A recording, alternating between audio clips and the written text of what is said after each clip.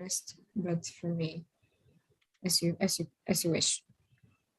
Maybe just a suggestion, we could go with Almut first for the commission. Or at least for the first question. Then Alexandra, then Michelle, and then for the second question, we can switch it around a bit if that's fine. Yeah, great. Sounds good. Sorry for the last minute question. Oh, it's all right. Yeah.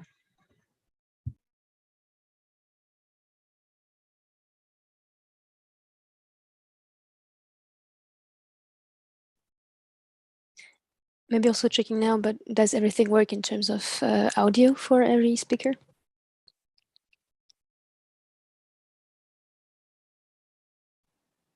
I can hear you, Alex, yes.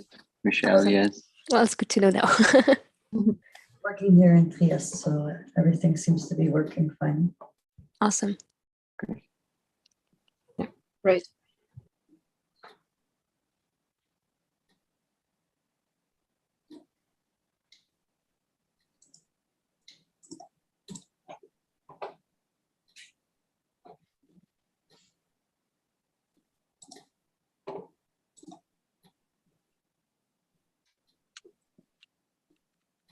We still don't have any on-site participants on the group. If we do have them, we need to spend a few minutes in the beginning explaining the rules of the hybrid format, so they can connect to the session without having their audio, so we don't have feedback in the room. And then we'll pass the word to you, so you can start the session.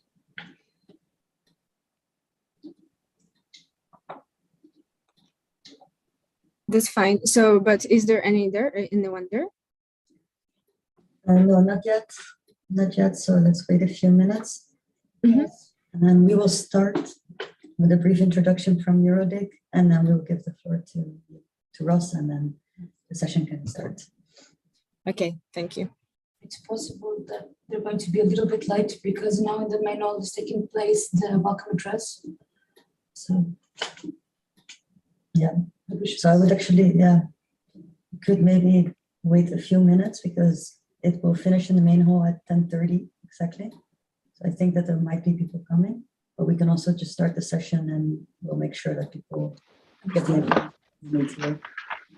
If we wait 2 or 3 minutes, does that have?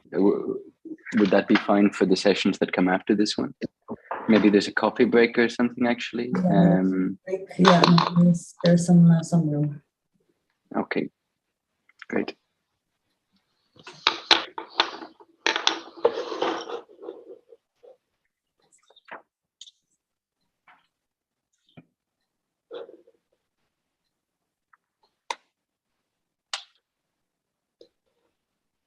And is anyone in the room at the minute actually in Trieste? How's the atmosphere? How's of EuroDIG this year? How's it going? Oh, it's going well. Yesterday we had day 0, and we had a few hiccups. we had to learn a bit how to effectively do this hybrid form. But after the first session, that went very well. And there are many people, or there were already a lot of people yesterday, but I think more people will come today. And I don't know if you can see, but the room, it's called FabLab 02. A beautiful, beautiful room with it's like half museum, half art craft place. So people are much enjoying you can't see it on the screen, but we're looking at a wall full of old Macintosh, iMacs, and so it's a good venue. Great. It's a pity that I couldn't join, but maybe next year. We just got a message from the people in the main room that they're running late. So they're afraid that on-site people might be late. Again, we can also start the session and then we will make sure that the people get the information before they walk in. But I also, maybe if the other speakers agree, we sort of can meet in the middle. So we'll delay by 2 or 3 minutes, but no longer, and then we can maybe start.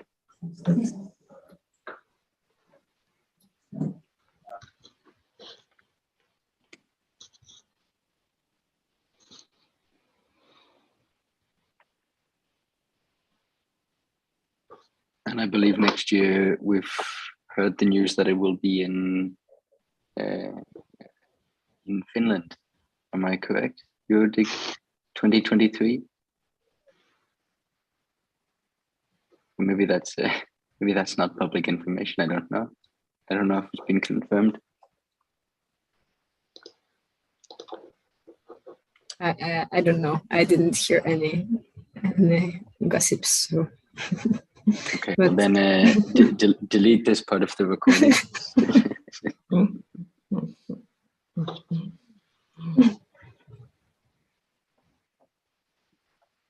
Let's keep it off the record, yeah.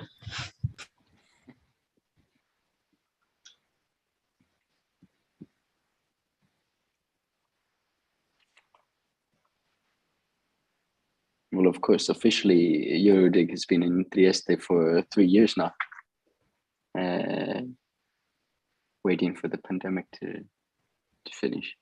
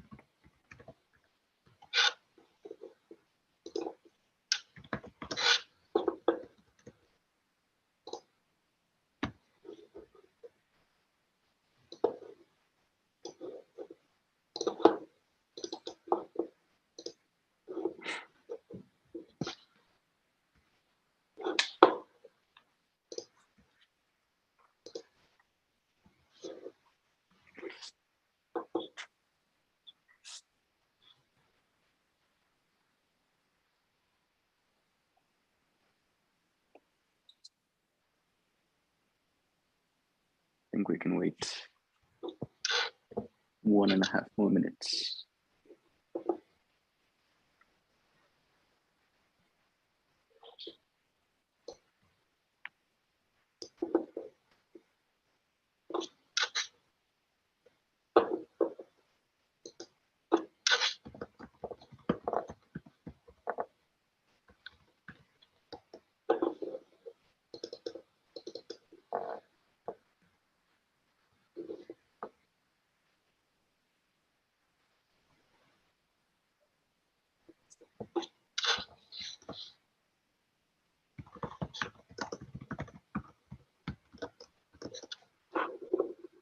Any news from on-site, from the main room?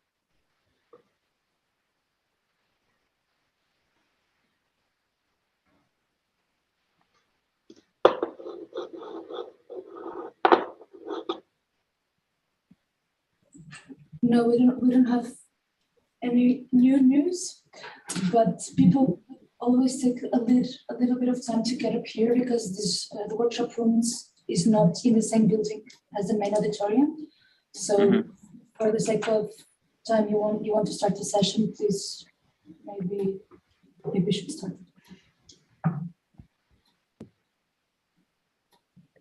I'm just a bit reluctant to start since we don't have anyone in the room. What do the speakers think? Speakers, Julia, the org team, what are your views?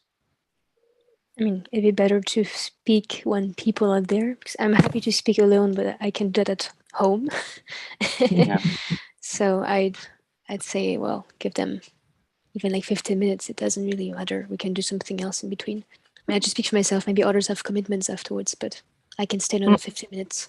And also from our side, after the session, there will be a 45-minute break. So it would, yeah, we have some room to go over for another 15 minutes or something like that.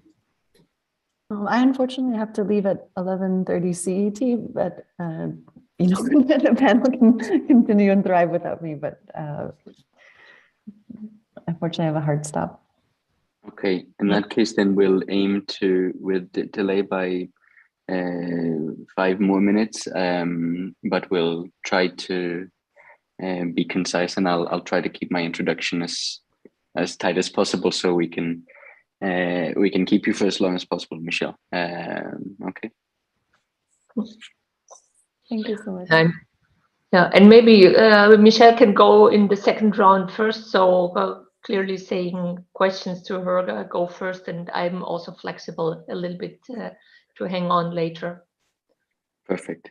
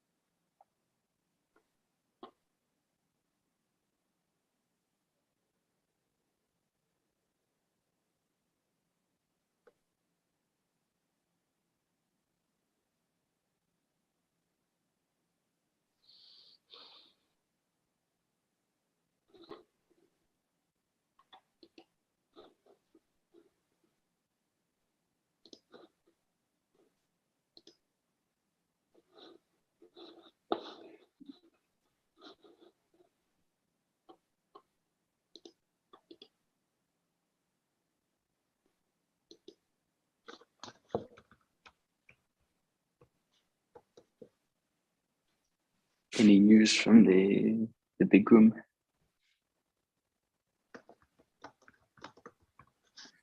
Yes, the presentation is still taking place.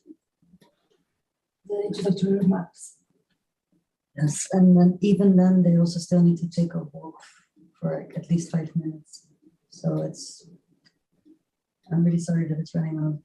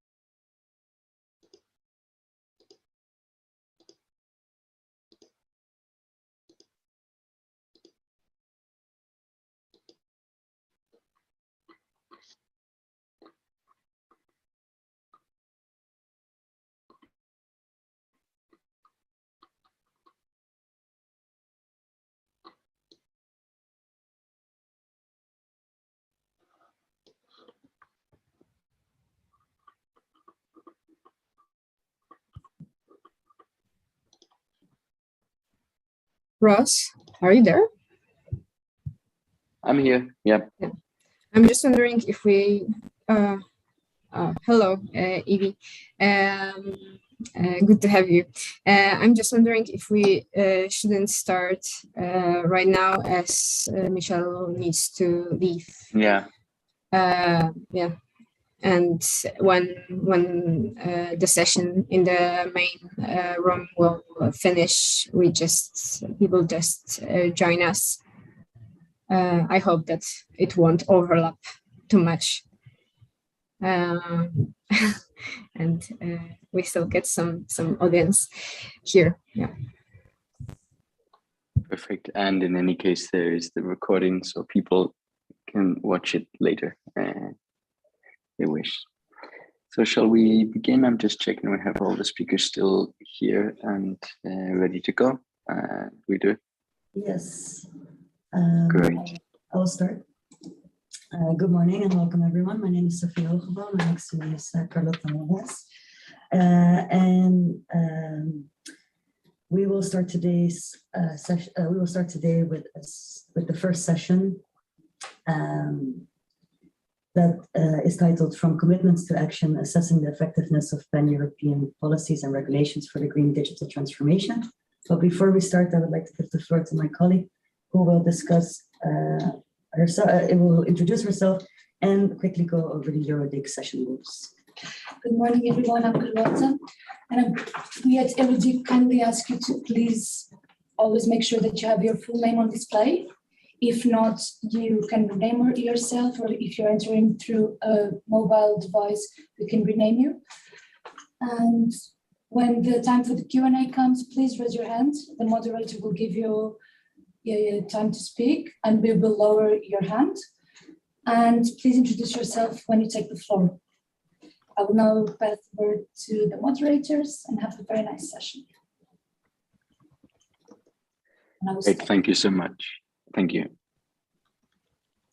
Good morning, everyone, and it's with great pleasure that I welcome you to this workshop on assessing the effectiveness of pan-European policies and regulations for the green digital transformation, which is aptly named from commitment to action. My name is Ross Krielman, and I work at ETNO. That's the association representing the main telecoms operators of Europe. And our members' purpose is rolling out next generation connectivity, 5G and fiber, to enable new, greener vertical solutions for our economy and society. Now, the issue of sustainability is not new at EuroDIG. In previous years, there have been in-depth discussions on fighting climate change with emerging technologies and on greening internet governance. In the EU, it's been 3 years since the elections to the European Parliament and 2.5 since the von der Leyen Commission took office. So I think it's a perfect time to look back and see what has been done on the policy front and what remains to be done to enable the green digital transition. Just one small example of how Europe is seeking to improve circularity across the ICT value chain. Only this month, the European Parliament adopted rules on a common charger for mobile phones, which was viewed as a landmark piece of legislation to reduce e-waste in Europe. And finally, we have to remember that policy design and implementation does not exist in a vacuum. In reality, circumstances like the COVID-19 pandemic or the Russian invasion of Ukraine impact how plans are developed and realized. And indeed, if those plans are flexible enough to be adapted to the reality of the situation. And so this morning, we're delighted to have with us to share their perspectives, Almut Nagel from the European Commission, Policy Officer on Green Digital Transformation. We have also with us Alexandra Lutz, the Parliamentary Assistant for MEP David Carman from the Greens. And we have Michelle Thorne, the Sustainable Internet Lead from the Mozilla Foundation. I want to also point out to you that there has been put in the link in the chat, a link for audience questions. So you're invited to follow it and submit your questions and answers there throughout the session. To begin, we're going to, the structure of the whole session is to look back and to look forward, to look back at what is going well, what isn't going well, what are the current challenges, and then to look forward on what we need to focus on in the coming year from the policy point of view. So to begin, I'm going to ask our three speakers to take 5 or 6 minutes to respond to that first question. What has been done? What's going well? What isn't? What are the current challenges? And to begin, I'm going to invite Almut to share the perspectives of the European Commission. Almut. Thank you. I suppose you hear me well. Good to be with you this morning. So we're kind of running in a short time frame, so I will skip a lot of introductory parts. What is going well? I have the impression that the narratives of the green ICT and the ICT for green are getting together slowly but steadily, though those two narratives are quite different. Alexandra will go into it for sure at a later stage. And we also need to recall that the two transitions, the green transition and the digital transformation, are two completely different beasts. And we need to really take care that the digital contributes to the triple win of sustainability, so economic, ecologic, and social aspects. This can only happen if there's design, use, and governance for those 3 dimensions. Also, the IPCC has put it very clearly in their last report that digital can help cut emissions if adequately governed. And I think here we're at the core of the discussion with this workshop.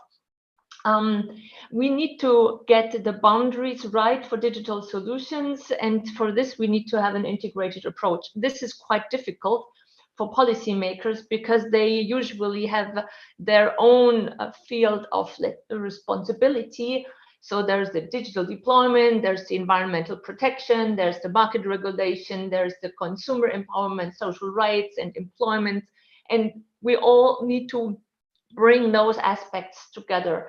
And what is also quite important is that we need to look where do digital solutions really have an added value and where we rather have a combination of other solutions, be it nature-based solution, low tech, and where really the high tech is necessary. With this as, let's say, the frame, I think as I said, we have progressed since last year. The Commission, meanwhile, has been very active, putting forward a couple of legislation that I would just like to give some of the headlines. We want to talk about the effectiveness. This needs to be discussed next year or in 2 years' time, when the co-legislators have also given their advice on the proposals. For example, there has been the due diligence draft directive set out in February. There are bigger companies, depending on what they're doing, beyond 250 employees, need to align their business plans to the 1.5 and the Paris Agreement, and they really need to prove that they're in line. The Data Act, which is about sharing data from connected devices, who owns the data, who has access to the devices. One big one is the Sustainable Product Initiative and the Eco-Design for Sustainable Product Regulation that came out in a huge package end of March. Here we have put forward a proposal, for example, for the digital product passports. But the package includes also textile strategy, the revision of the construction products regulation, a proposal to empower consumers in the green transition. These are all proposals that aim for more circularity. And when I read through the takeaways of last year's session, I think a lot of the asks you have mentioned there have been addressed. What is coming up is the right to repair and the green claims proposals. They are due to be published this autumn, and Ross already mentioned the success stories, common charger and platform regulations that have already been agreed by the co-legislators. I will stop there and hand over back to you, Ross.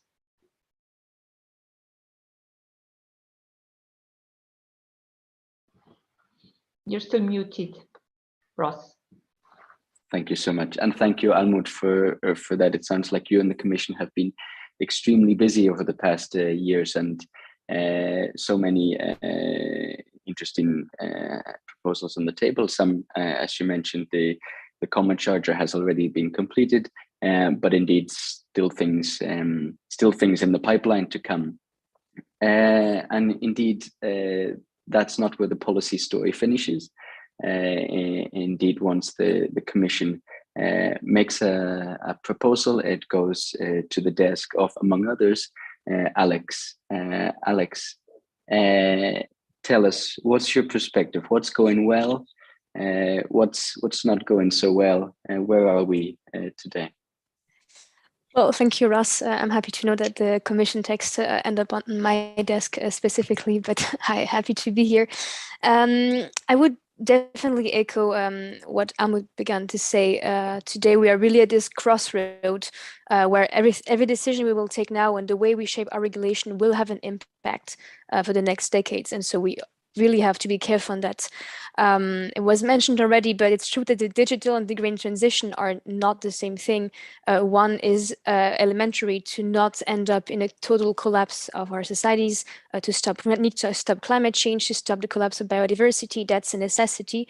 Digital transition, it's more of a tool. It's something at the service of, and it's not an end in itself.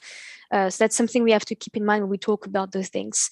What we do know now about, well, the environmental impact of technologies on the environment is that the most of the impact is material. It comes from the resources, from the extraction.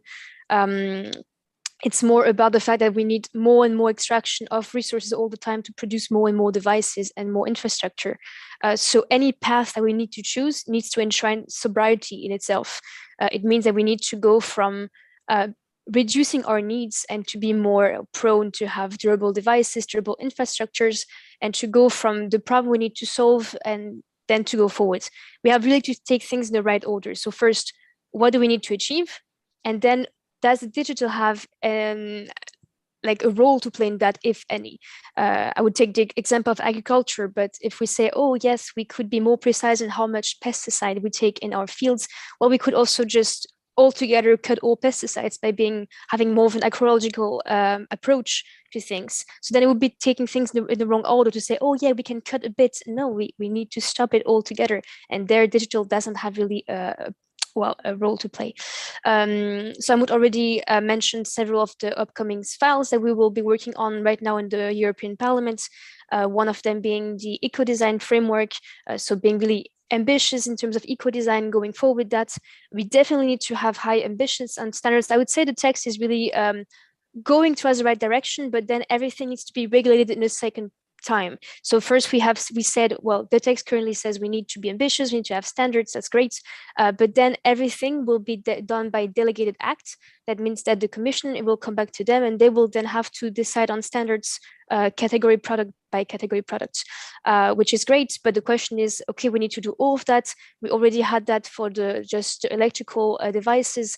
And it already took many, many years because, of course, you need resources, you need people who do that. So the question is, do we give enough, resources, human resources, technical resources, and money to be able to do those designs? You mentioned the common charger. It's a great achievement. We're really happy that it went through, but it's something that the Parliament called on for more than 10 years. Do we still have more than 10 years to achieve all we have to achieve? So that's something that we also need to keep in mind. It's great we're there, but if we have the successful text in 20 years, well, then it doesn't really make sense. So we need also to be conscious of the time we have left and to be going in the right direction. I mean, I will kind of stop now and give other solutions later on so we all have time to think. But yes, thank you. Back to you, Ross. Thank you very much, Alex. That was extremely clear, and thank you as well for framing this. Indeed, as you say, we are at a crossroad, and I think that's a good moment to be discussing this today with this dual lens of looking back and looking forward. I'm going to hand over now to Michelle to hear the point of view from Mozilla. Michelle, what is the perspective of civil society and open source actors in this debate? Yes, thank you so much. A pleasure to be here. I'm glad this topic is on the agenda at EuroDIG. And I wanted to share maybe our experience with Mozilla when we first started our own sustainability program, and we went through the process of doing the greenhouse gas accounting. And a thing we didn't learn, because this kind of digital sustainability was a new topic for Mozilla, was, we have over 1,000 employees, we have offices, we fly around the world, but we didn't realize that the emissions that come from people using the browser, Firefox browser, accounted for 98% of Mozilla's emissions. And this really changed our perspective. And we said, as an organization that believes in a free and open internet, that's a digital public good and empowering for all, if we're not actually accounting for the internet's emissions and our role as a browser vendor in making digital products that emit so much because of the use of the internet, then we're not doing our jobs. And so this really kind of galvanized for us a clarity that we actually need not just to improve our as a company or an organizational footprint, but actually we need to transition the internet itself away from fossil fuels. I think this, for me, highlights some areas where we could do better work. Right now, it's just optional for digital companies to report on what's called Scope 3 emissions, so the emissions that come from using their digital products. For example, we could report that 98% comes from people using Firefox browser, but for example, Netflix, a streaming company, doesn't have to report on the emissions caused by people streaming. It's kind of a shock. So I think we need to really talk about how are we better harmonizing the greenhouse gas reporting for digital products and making it mandatory to report on all scopes, because we're really missing out on that important aspect there. Lastly, I also think that there's a huge need for open approaches. One thing we also learned during this process is that there are, basically you have to pay licensing fees to use different models to help you calculate your emissions. And those models should not be behind paywalls. This is information we need to move fast. These need to be open source. Everyone should be able, every company, small or large, should be able to calculate these things without a great expense. And often these models have been funded, through public funding. So they should not be, we should not have to be paying to access the things that will help us model our emissions and account for them. So those would be areas that I think, just based on our experience, would be really helpful. And I would also say, now that we're getting to the place where this kind of digital sustainability is taking a bigger shape, we need to be coming back to some key values around digital rights, around climate justice, and actually talk about what does it look like to actually incorporate digital rights and climate justice in this vision, within the twin transition narrative. And I think that work could be done more ambitiously as well. Thank you so much. Thank you so much, Michelle, and very interesting perspective, especially on the reporting on emissions and the need to see a clear and harmonized picture. Because as you said, it was a surprise to you that 95% of the emissions were coming from the users of the browser. And it surprised me too. So of course, to get this picture from across the internet ecosystem is extremely important. Looking forward, within the EU, we still have a couple more years of the current political cycle. Almut has already kindly listed a couple of the initiatives that will still come out throughout the rest of this year: the right to repair, the green claims. But where do we need to focus? And beyond those initiatives, in the coming 12 months and beyond, where do we need to focus to achieve some of the objectives that we've talked about, to see this, what is already a coming together of the green and the digital aspects? Almut, as you mentioned, how do we carry that on? And as Alexandra challenged, how do we keep going in the right direction at a pace that is meeting the demands of today? So looking forward, I'm going to hand the floor this time first to Alex, to look forward and see what needs to be done. Well, I would kind of naturally respond that we need to focus on texts that are coming up in the next year. But so we have, definitely several of them. Well, the first one being the eco-design framework. And that one, I'd say a bit what we need to achieve is definitely to have a common methodology on how we account for the emissions, not the emissions, but the environmental impact of digital technologies, because for now we still have kind of very different approaches, not a European unified one. So we definitely need to have a common approach and to be able to first look at the entire life cycle of any product of infrastructure. So from when it's built, when it's used, when it's at the end of the life, the waste. We need to account for all the things, and we also need to have several criteria taken into account. So of course, like the energy consumption, that's true, but also what impact it has on soils, on resources, on water. I would maybe focus on water right now because I just read again an article yesterday. It was about data centers. So right now we kind of say, oh, we're on the right path. Data centers, they're really going in the right direction. They're using green energy, renewables. That's great. On the right path here. But there's two questions there for me. One, it's okay, let's say all data centers are now on renewables. That's great. But their need also in energy is growing exponentially. So it means that we need more and more energy. And if we need more and more energy, it means that we take all this energy from renewable sources that will not go somewhere else.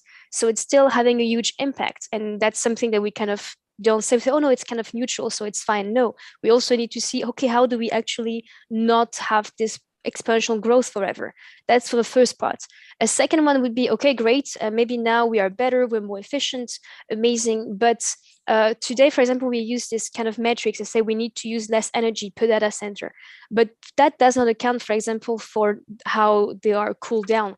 You all know that we need to cool down data centers for them to work, but so we can use maybe, let's say, energy with like air conditioning, etc. But we can also use water, and that is not taken into account. It's not accounted for. They don't have to, like, data centers do not have to report on that, but we need more and more and more of them, and we think about billions of water that we need to actually cool down those data centers. So that's also something that's a problem right now. It's going well worse in several regions of the world, and people are like, oh yeah, we're going to run out of water because we're using them for data centers. So that's also something we need to account for. That's why we need to have a multi-criteria approach and not just focus on energy, not just focus on climate change.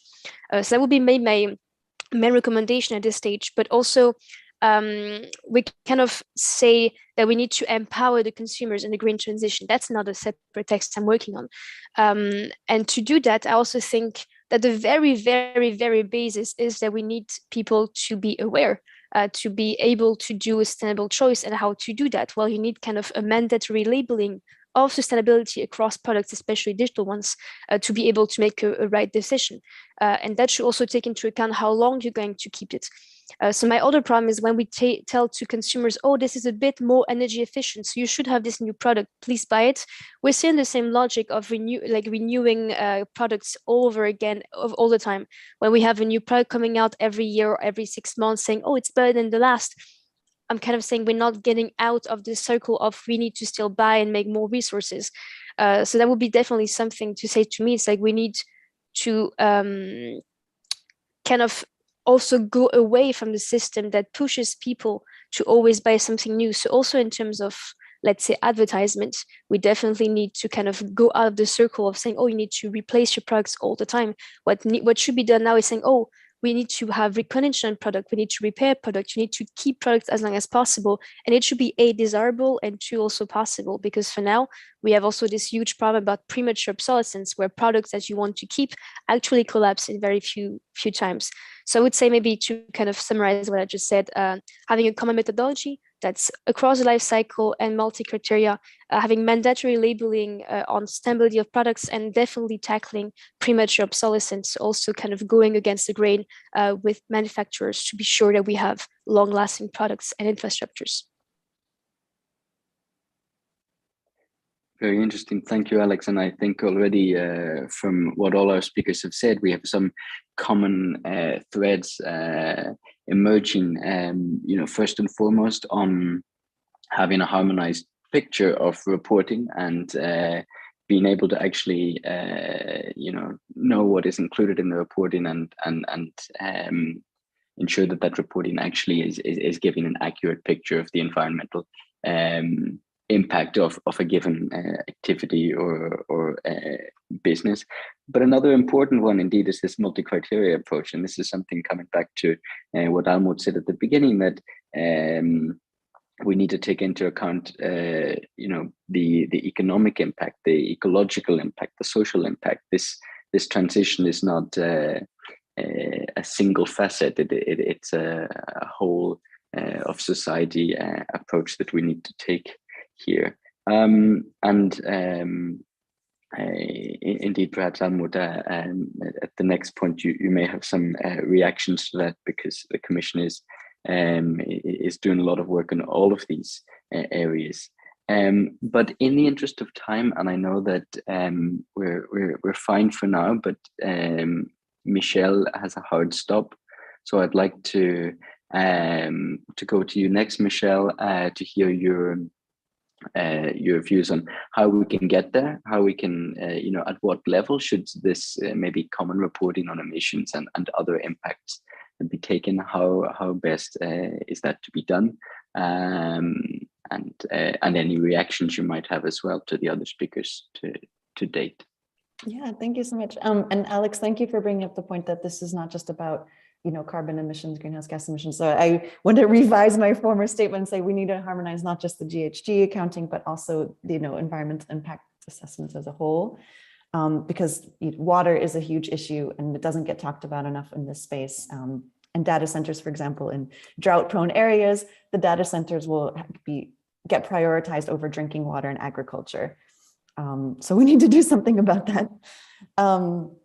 So to talk about ways forward, I do think there are, to build on the points against planned obsolescence and extending the life, extending the usage of our devices. It also is a software issue. We need to have be able to access and modify and extend the life via software. There's a lot of hardware laying around that is defunct because it's with no longer updated firmware. Open source, this is really an established practice of how to ensure that hardware can continue to be modified because the software running on it is modifiable. So this is a strategy we can kind of continue to advance. There's the power of open source in increasing longevity. We also can talk about, we didn't get a chance to mention this more explicitly, but I think one of the other elements in this conversation is also around the information supply chain and the huge issues we have around climate mis and disinformation. And so if we're talking about the role of an informed public and people taking informed action, we also have to talk about how are we combating climate misinformation. And there's a huge role, of course, then for different tech platforms to play. And also going back to the importance of the reporting on this data, that it needs to not be hidden in a PDF. The Netflix example I gave earlier was data that was hidden in a PDF, which is not really very accessible and readable. So this reporting not just doesn't go to die in a PDF format. This has to be human readable and machine readable. It needs to be indexable. We need to be able to build all sorts of third-party tools that help us to review and audit and aggregate all this environmental data that companies are reporting, because otherwise civil society is too under-resourced to properly then sift through all of this and hold companies to account. So that reporting needs to be done through open formats, open standards, in a webby way, which is indexable and searchable and machine readable. So I hope that, thank you, Ross, for the invitation to comment. Thank you, Michelle. And you mentioned some very important topics. And so now we come to a good point to go back and hear the Commission what Almut views to be the crucial areas to focus going forward.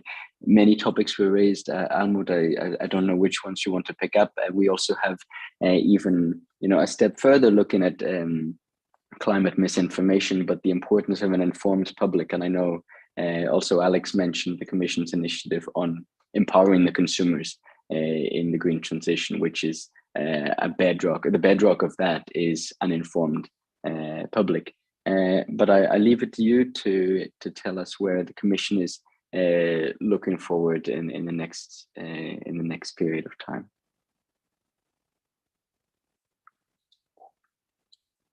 We can't hear you actually, Almut, sorry. Is it working now? Yes. It's working now. Cool. So there are a lot of words that kind of trigger my responses. Maybe if you've already seen it, let's say in the body language.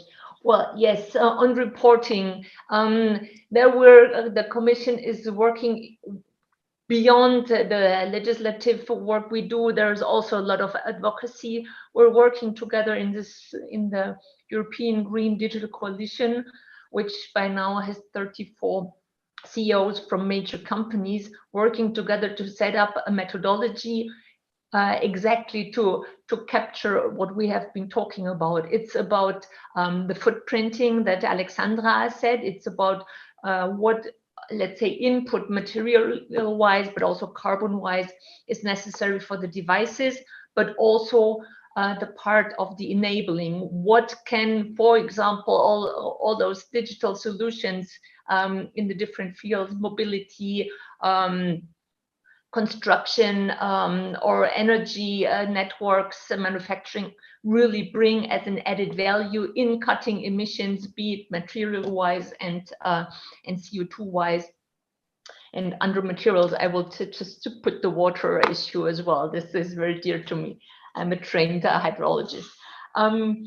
So this is what we're doing with the European Green Digital Coalition. It's growing. There's a lot of interest from enterprises, and there's also the possibility for academia and other non-enterprises to join the Digital Coalition now as supporting partners. So if anybody feels compelled to look into it, please look it up. I will put the link into the chat in a moment.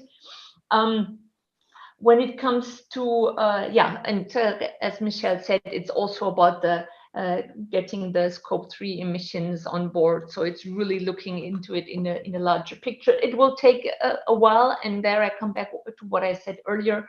We really need to start not from, let's say, global projections and possibilities. We really start from use cases of enterprises and see within what system boundaries this solution has an added value, and what will happen when we cross those systemic boundaries.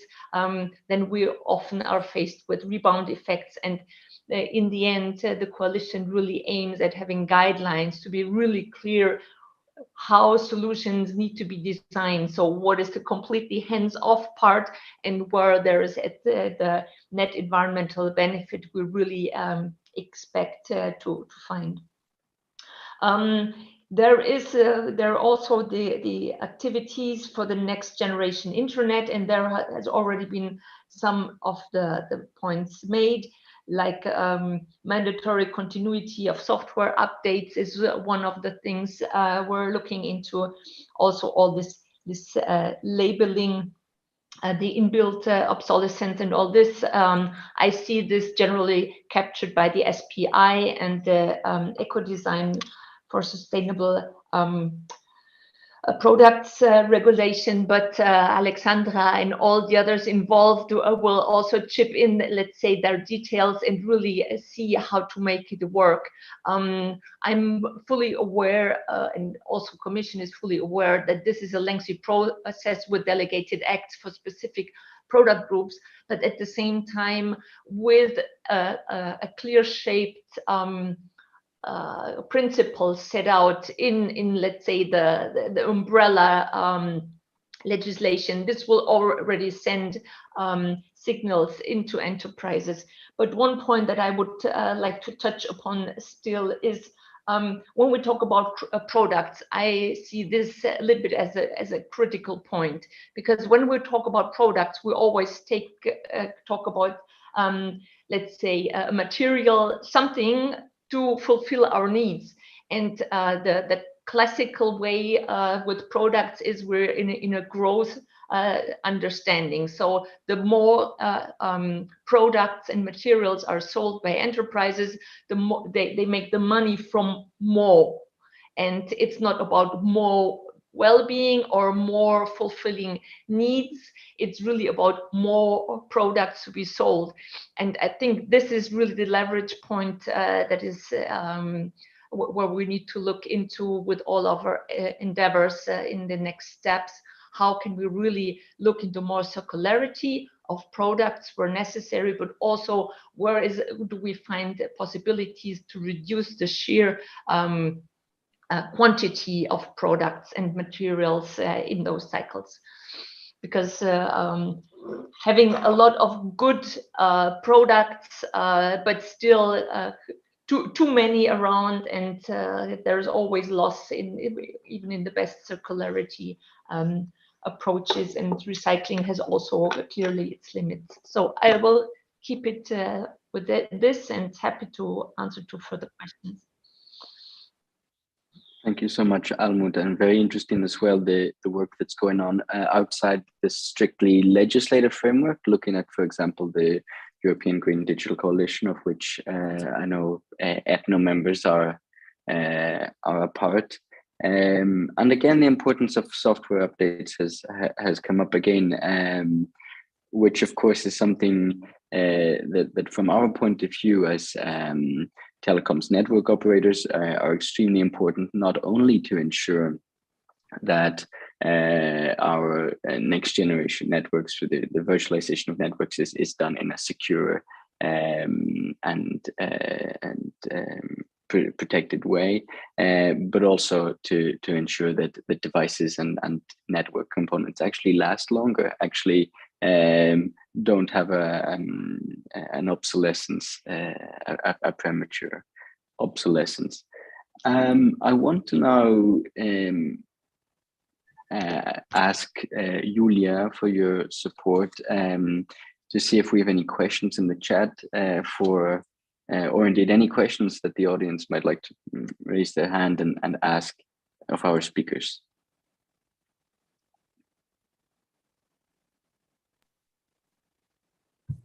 As of the chat, I didn't see any questions that appeared so far, only the comments. But I think it's a good moment that if anyone has questions to be asked to our speakers, especially to Michelle, because she has a hard stop at 11:30. I think it's the perfect moment to ask and to raise those questions.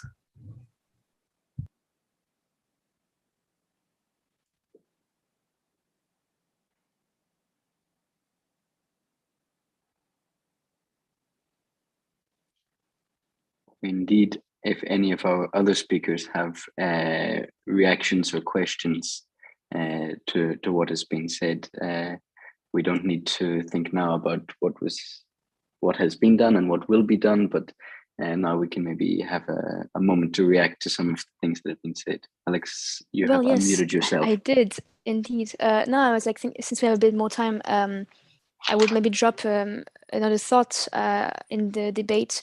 But I think, for example, right now, the CHIPS Act that's coming up is actually also a good illustration of the situation we're in. So the CHIPS Act, it's a new act that will come up in Europe. It's about securing the provisions for chips in Europe, because we realized how dependent we are on the outside, maybe in terms of the material, but also technology to kind of, well, get the chips that are needed for every digital component and also all the things that we need for the digital transition. But for now, the text really focuses on the idea that we kind of need to do a common public procurement in Europe to be able to secure enough chips whenever there's kind of a shortage coming up. So that's our approach, and also a bit of investment into research and development, but actually not at the level that other regions of the world would do. I would say maybe what I find interesting with this approach is that we kind of don't really have in mind that we need to kind of get out of the dependent state that we're in Europe. It's not about, oh, how can we maybe reinvent things? How can we have our own standards? How can we keep the devices longer? How can we get the products, like the resources from the device that we used? How do we get it back? How do we redo things? There's not really a reflection all around that. So we kind of stay in this idea of, oh, we just have to import more altogether to be able to kind of, well, have a bit less dependence on the outside, but it's not about proposing something new or a better way of handling things. And we still kind of rely on this idea that to have a successful digital and ecological transition in Europe, we need to rely on an extraction and exploitation of people outside and then to send them our waste. So that's also, I would say, sometimes very worrying to me as a European. And I think we should have a better way of proposing things and to get towards a model that we're actually proud of and not something that relies on all those, well, terrible states of play for now. Thanks, Alex. Maybe a reaction from I see Almut has left and joined us. Almut, can you hear us? Yes, I can hear you. I just dropped out. Sorry for this, but I'm back. No problem at all. I'm afraid I'm going to throw you in at the deep end. Alex has just raised the question of the CHIPS Act and how it indeed does some things in that it aims to reduce our dependency on other jurisdictions, but maybe it doesn't complete the whole picture in terms of a sustainable ecosystem. Any views from the Commission on this one? Just a short reaction. Yes, Andrea, Alexandra, I really count on the Parliament and on the Council. No, the point is these legislations are produced under circumstances that cannot always take all aspects into account, to put it like this. So it's really about the complementarity with other pieces of legislation in the sense of, as I said, due diligence, which is really very strong on, let's say, non-technical information, though the digital product passport is really only about product-related information in the end, and this is sustainable product initiative. So they need to complement each other. The same applies to the Digital Act, etc. So the CHIPS Act has some blind spots, and this needs to be complemented by either by the co-decision, because it's also about work in progress and learning as we're doing things.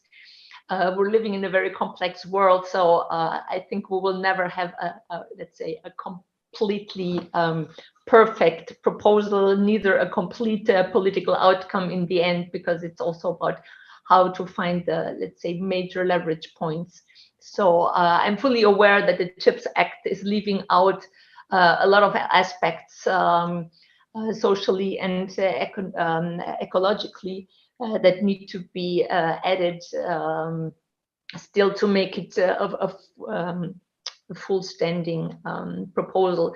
And what you said, the strategic autonomy is also, as Ross said it earlier on, it's something that emerges now even more strongly. A couple of months ago, strategic autonomy was, let's say, a concept, important concept, but the urgency of the Ukrainian situation also made aware the dependencies, not only on a, let's say, a theoretical level, but also on a very specific, concrete level. So in this context, yes, sure, there is work to be done.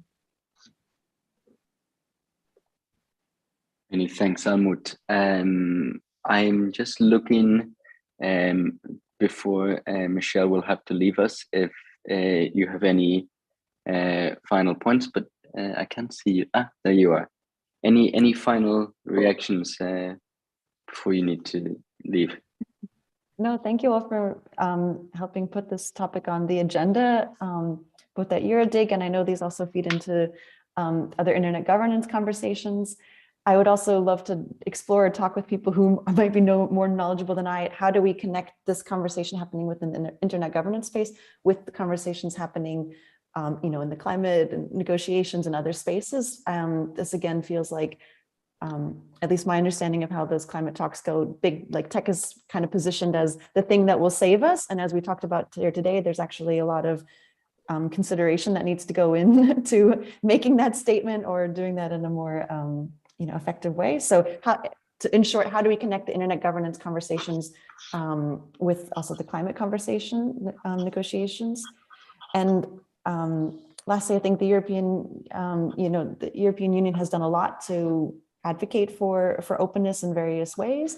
And this is an approach we should continue to apply in this space. So opening up the emissions models, opening up the public data, and doing this in a machine readable way so that other actors can really build and investigate and look into it.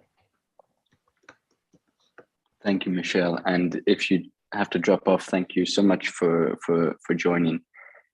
and for sharing your perspectives, which were extremely enlightening. Thank you.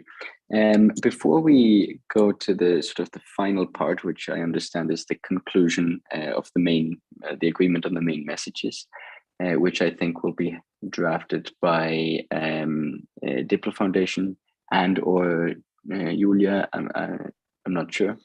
I just wanted to point out a couple of very helpful takeaways that I have brought from this. And I think we've seen, I mean, the overarching message here is that we need a holistic approach. It's been said by all the speakers in different words that we need to consider the economic aspects, the ecological aspects, the social aspects.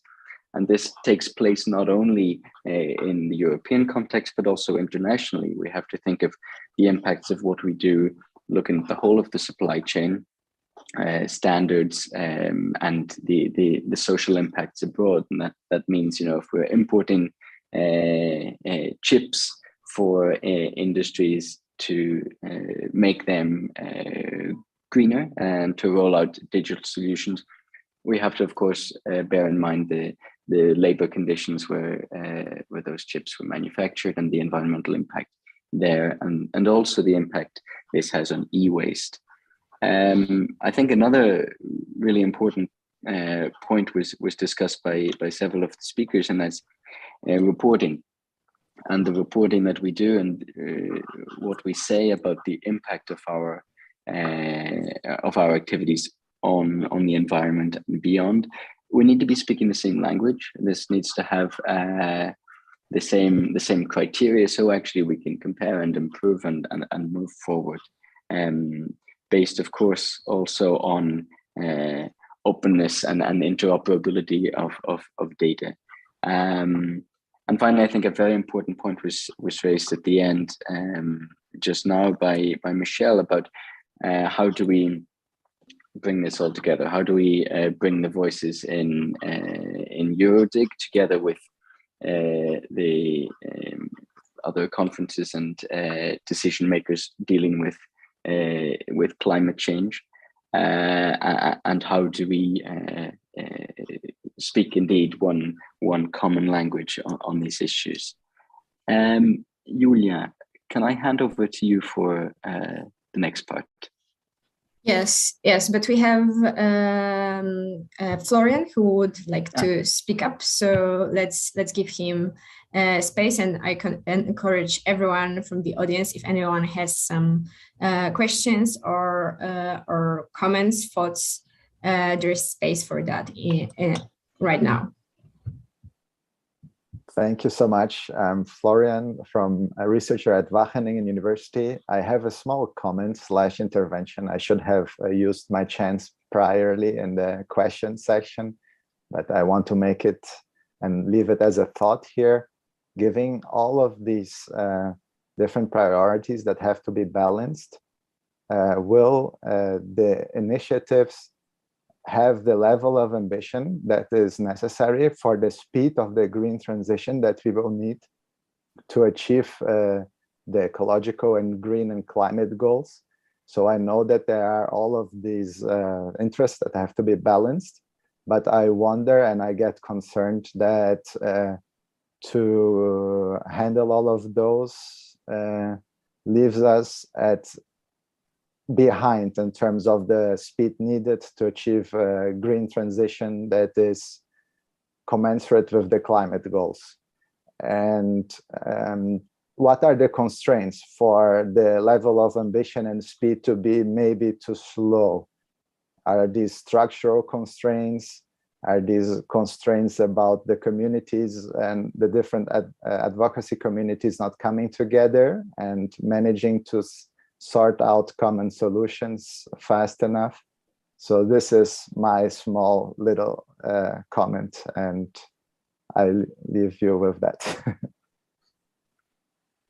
Thank you for that, Florian. It's a small comment, but a very big question. What are the constraints for us moving slowly? I would just from a personal point of view think that we're moving a lot quicker than we used to. It's been of course, encouraging to see that this commission has put the green transition so front and center, and of course the Parliament is rightly holding them to account and putting on the gas as well. Alex, have you any? Just like a small comment, but I think that's a great question, first of all, but also something that goes well beyond what we kind of do here. I think we're going the right direction. That's a good start. But then you're right, there are like structural constraints that we actually face, and the main of them to me would be that our main indicator today is the GDP. So the growth, so how much product we make, and we can say we want to decouple it, we can say whatever we want, but as long as our main concern is how much economical growth we do, without any concern about the environment or the social effects, and that's the main metrics, then I don't have like much hope that we will be able to do things fast enough. So when we talk about innovation, I would say we also need to be innovative in the way we actually want to, have an indicator that actually reflects the values that we value and not try to fit the values of environment and social justice within a matrix that doesn't take them into account. So that would be my comment. Thank you. Almut, any final reaction from your side, just to give you the opportunity before we hand over to Julia? Yeah, I'm fully with Alexandra there, because the point is how can we really focus on what fulfills our daily needs, and this does not need to be directly linked to the growth when it comes to products and all this. We could also start discussing growth in well-being, which is beyond, let's say, the classical models. But there are a lot of people out there that are not yet in a, let's say, mental position to change their models. It's also about can we servitize more, and what would be the downsides? But I see the discussion really progressing. We need some smart ideas to be a little bit more disruptive than only have incremental changes in order to really to keep up with the pressing timeframes.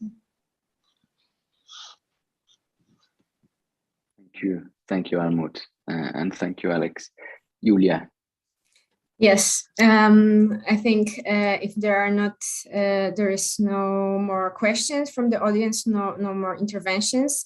First of all, I would like to thank to the panelists and to Ross for this great discussion. And I think it's a great time to give space also to our reporter to read some of the messages from today's session. And also, I would like to inform everyone that afterwards there will be like a process of course, of agreement on all the messages, and it will go beyond the time frames of this session. So if anyone will have any comments or feedback or anything else to raise, there will be space for that. So can I give a voice to the reporter? Hi, everyone. I hope you can hear me. My name is Katerina Jelkovic. I'm from the Diplo Foundation. I understood that the messages will be read by my colleagues Marco and Adriana at the end of the day. However, I can read the first draft of the messages that I have composed. They will be tweaked but by the end of the day, but here they are. The first message is we need to take care that the digital contributes to the triple win of sustainability: economic, ecological, and social. This can only happen if there is design, use, and governance for those three dimensions. The second message, there is a need to talk about how to better harmonize the greenhouse gas reporting for digital products and make it mandatory to report on all scopes. The reporting on this data shouldn't be hidden in a PDF. It has to be human and machine readable and able to build all sorts of third-party tools that help us to review, audit, and aggregate environmental data that companies are reporting. And the third message is there needs to be a common methodology on how we account for the emissions and the environmental impact of the digital technologies to be able to look at the entire life cycle of any digital product. So that's all from my end for now. Thank you very much. Thank you, Katarina. That's really good messages. I think this is also a moment if anyone has any comments, both from speakers and from the audience on that, on the messages, or maybe you see something missing or important to be added in here. This is the moment for taking voice. I see Almut is raising your hand. Please go ahead. Thank you, Katarina. I very much like your summary. I would add a small point to your last one. The common methodology, it's along the whole value chain for sure, but I would also add the aspect that the comparability is very important also to tap into green finance and sustainable finance. So this is the comparability on a product or enterprise level, but it's also a very important means to get hands or have access to the sustainable finance, which in many cases is earmarked to green. So maybe this would be an addition that could be helpful to also guide your discussions further on. Thank you, Almut. And Alex, go ahead. Yeah. Yes, I'm also building on that. Thank you very much, Katarina, for the summary. It's hard to summarize like a long session in such a short time frame. Maybe two precisions on the first and second point, since the third was done. The first, I'd say, like, we insist that the digital and the green transition are two separate things, and that one is a bit more important than the other, and then the other is a tool. I think there was kind of an agreement between speakers. And for the second, on the you also mentioned that just GHG emissions. That's great. But there was also kind of an agreement saying that we need to step out of just focusing on GHG emissions, and it should also be environmental factors at large, maybe water, maybe resources, etc. Those are really important points if we want to achieve a good transition.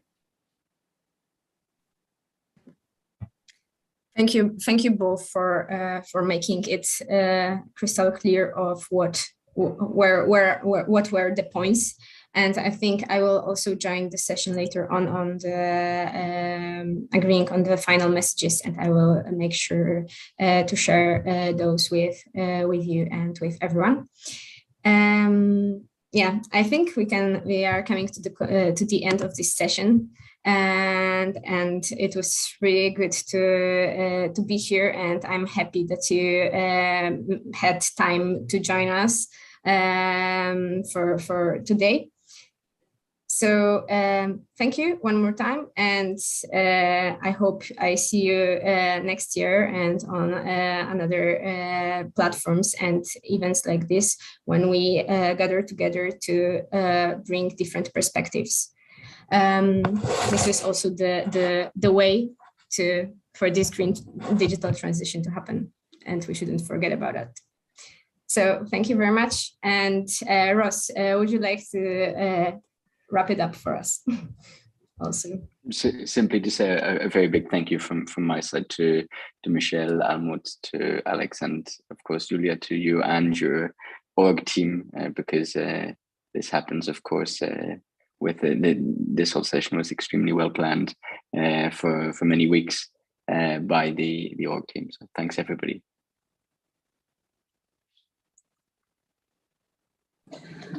All right, this concludes our session. Thank you very much to the organizers, the moderators, and the participants.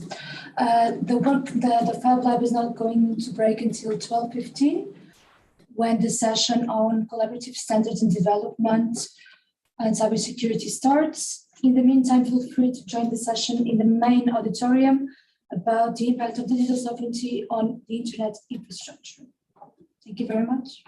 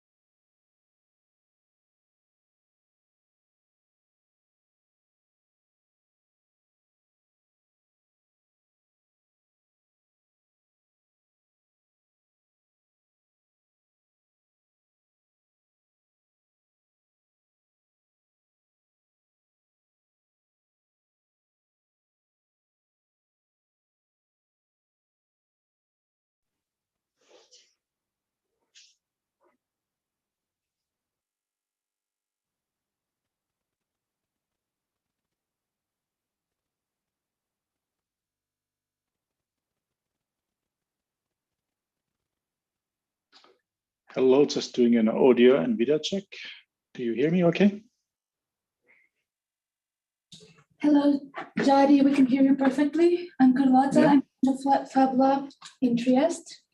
On site, I will be doing the on-site online moderation, making sure that everything works. Great. I wish I was there too, but not this week.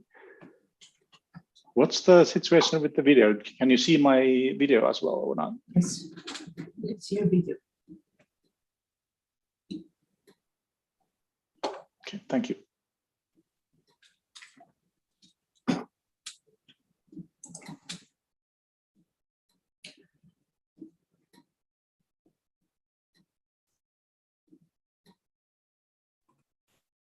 Good morning, good afternoon. Quick check whether you can hear each other. Good afternoon, Vladimir. I can hear you perfectly. I will grant you co-hosting rights since you are the moderator of the session. And if any of the speakers wish to share some slides, I will gladly also pass them the control of the session so they can share the screens.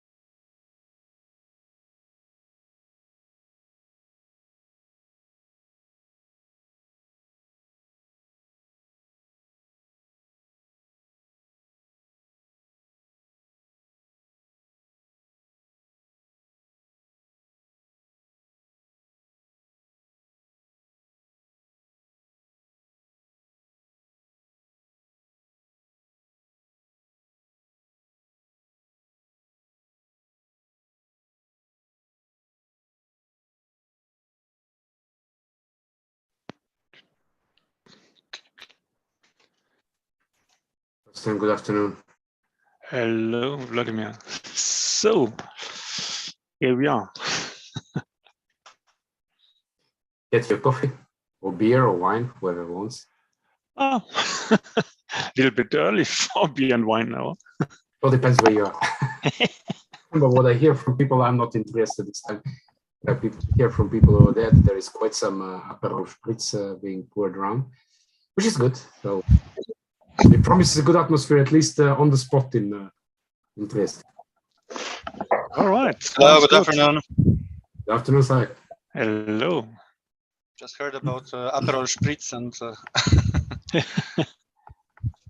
That tunes people on immediately. Hello. Hi, David. Hey, guys. Yari. Hello.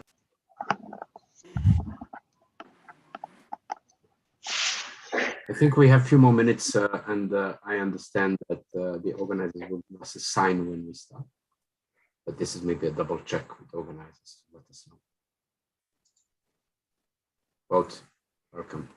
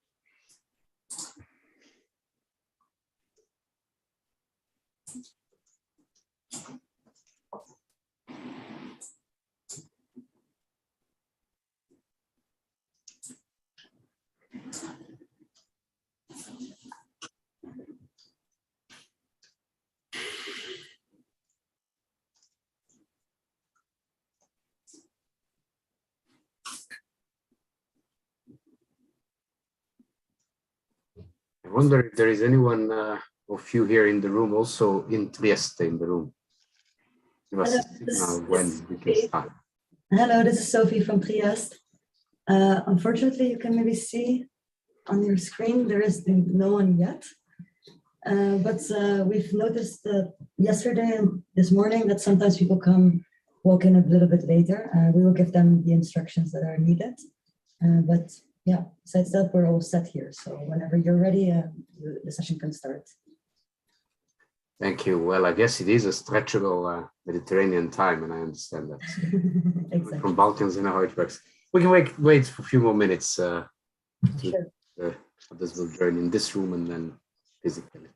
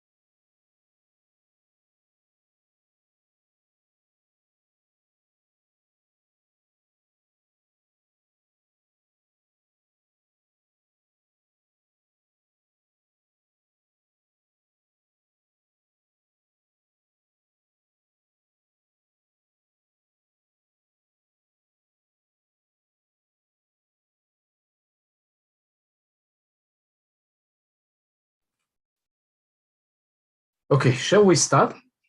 And anyhow, there will be a recording and we hope people jump in the room at some point.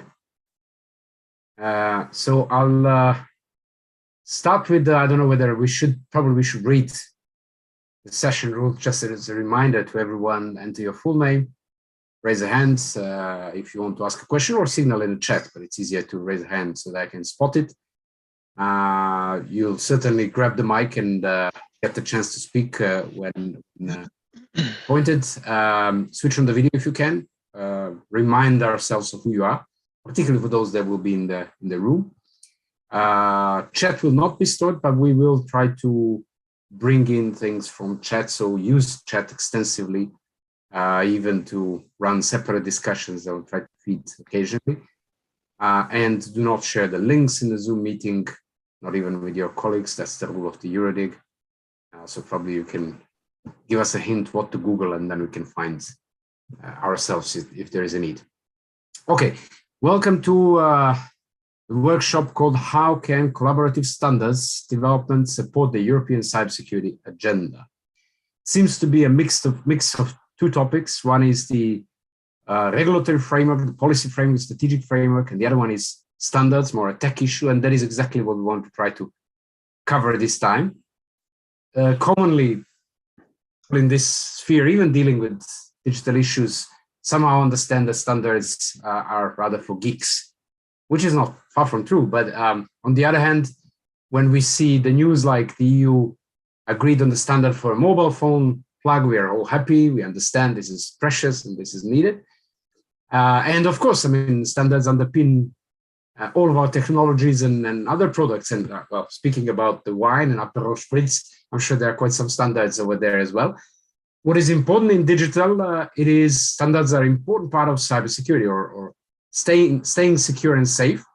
And it's not just about products and protocols, as we'll see, it's also about procedures, about organizational policies. There are many, many aspects of standards that we are going to try to reveal today more. And maybe standards were not that visible or important for many beyond standardization communities and maybe cybersecurity narrower communities, because it is done mainly by the engineers. Now that seems to be changing more and more, not least because of security or cybersecurity threats and threat landscape, and also because of politicization of many of digital issues, including standard setting processes and cybersecurity.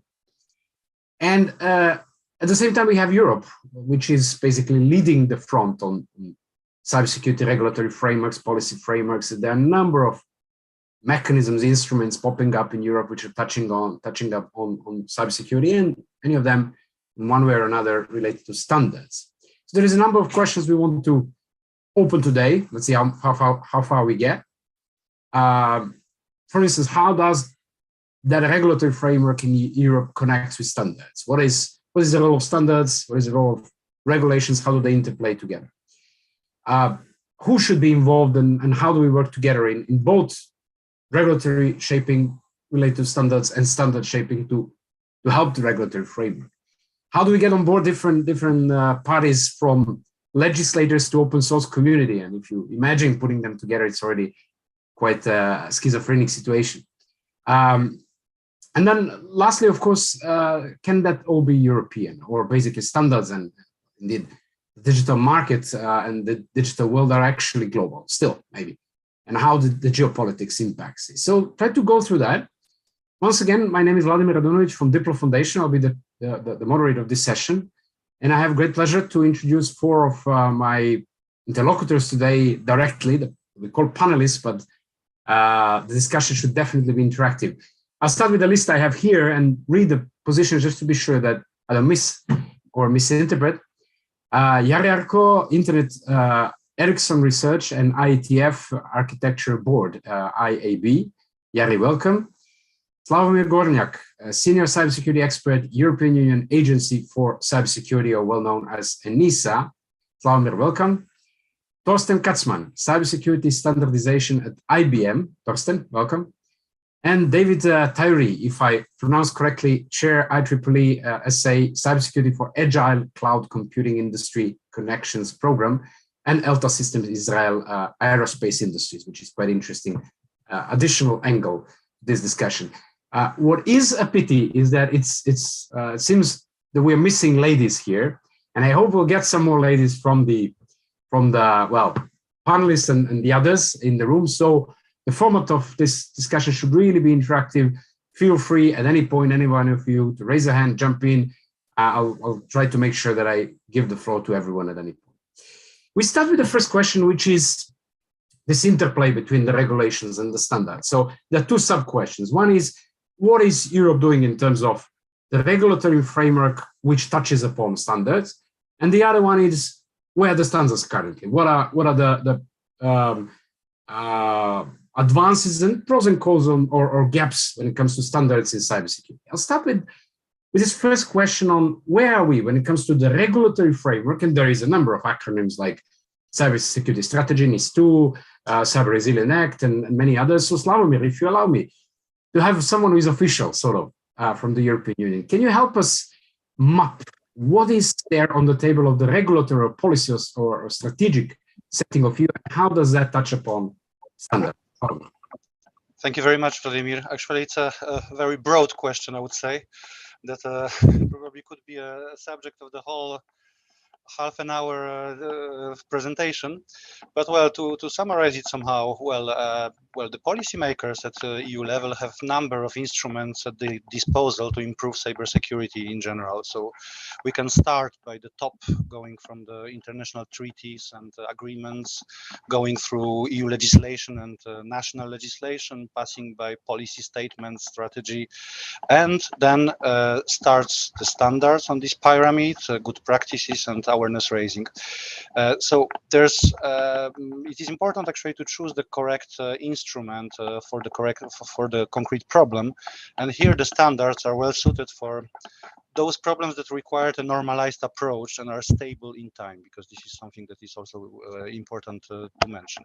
So at this moment, well, the cybersecurity standards, it's a very kind of tricky name, because basically the question is still open, like what is a cybersecurity standard exactly? Because, well, we have a lot of standards that somehow cover or touch the area of cybersecurity, but well, until very recently, these standards were mainly directed to safety, not security, really, not cybersecurity. But standards, when it comes to regulatory framework, standards were of course used for some time. Well, Europe has the whole regulation 1025 that is touching upon well, that it is setting up a standardization framework, and how it is how the standards, let's say, help all the areas covered by legislation. But then here, when it comes to cybersecurity itself, for a long time we did not have a lot of regulatory acts that were related to cybersecurity. Only recently we start seeing these regulatory acts popping up here and there. So it started with the NIS directive. Of course, GDPR to some extent also touches upon cybersecurity, and other ones that we're following. So Cybersecurity Act, that is basically setting up my agency, ENISA, and the certification framework. And now we have a plethora actually of acts that are under development. So there is an Artificial Intelligence Act under development. There is EIDAS version 2, so regulation on electronic identities and trust service provider and trust services. And basically this new CHIPS Act, of course, and these new pieces of legislation actually mention in many places, first of all, requirement of certification of services, products, and processes, but also they mention the importance of standards as the basis of this certification. So all of these acts that I mentioned actually somehow mention the standards and mention the necessity of applying specific cybersecurity related standards in order to fulfill some of the articles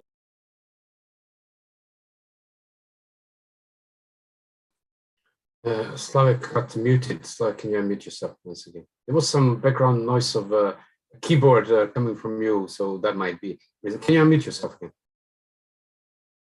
Or if anyone can unmute him, let me see.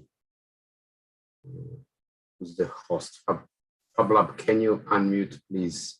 Slavik. Should be okay now. Yeah, and now? Yes, it's good. Thanks. Sorry for this. I really don't know what I touched here. No, it's okay. No worries. Go on. Right. So yes, what I was saying was that so we have this situation that actually finally, after many years, European legislation starts being kind of starts forming an ecosystem. So from like an ocean of cybersecurity and some islands here and there, we start having like a common line of regulations that regulate cybersecurity issues around Europe, and all of these acts are mentioning standards and the importance of standards. So there's a really big challenge now for us, I mean, policymakers and well, facilitators of implementation of policies, and on the other side, to the developers of standards, to make this ecosystem somehow move in the correct way. Thanks, Slavik. We'll get back to more of this interplay between legislation and particularly EU and standards. But you raised an important question, which is probably the right one for Jari and Torsten maybe to start with. And that is, you actually said that we don't know what is cybersecurity standards exactly today, right? It is sort of not a new thing, but it's not so clear what it is. So maybe Jari, that's a good question to start with from your side, from the standardization setting communities. What are cybersecurity standards exactly today? What are we talking about? Just unmute yourself, or maybe they'll have to unmute you. Try to unmute yourself.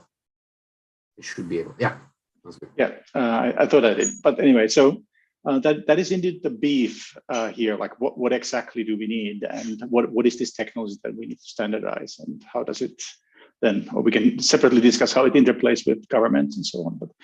But what do we need? And I want to start from sort of personal angle on this, because I've been working hard on sort of the communications ecosystem on various fronts. And for instance, in the internet community, we've spent the last 7 or 8 years improving the communication security and sort of turning on encryption and confidentiality and integrity protection on all communications. Actually, it was a pretty spectacular change. Happened for various reasons. Many motives happened to align at the right time in the early 2010s, and then in a matter of just a couple of years, we went from 20% encrypted traffic to 80%. Now we're closer to 100%. And that's a really, I'm really proud of that achievement, actually, and we also be happy about that.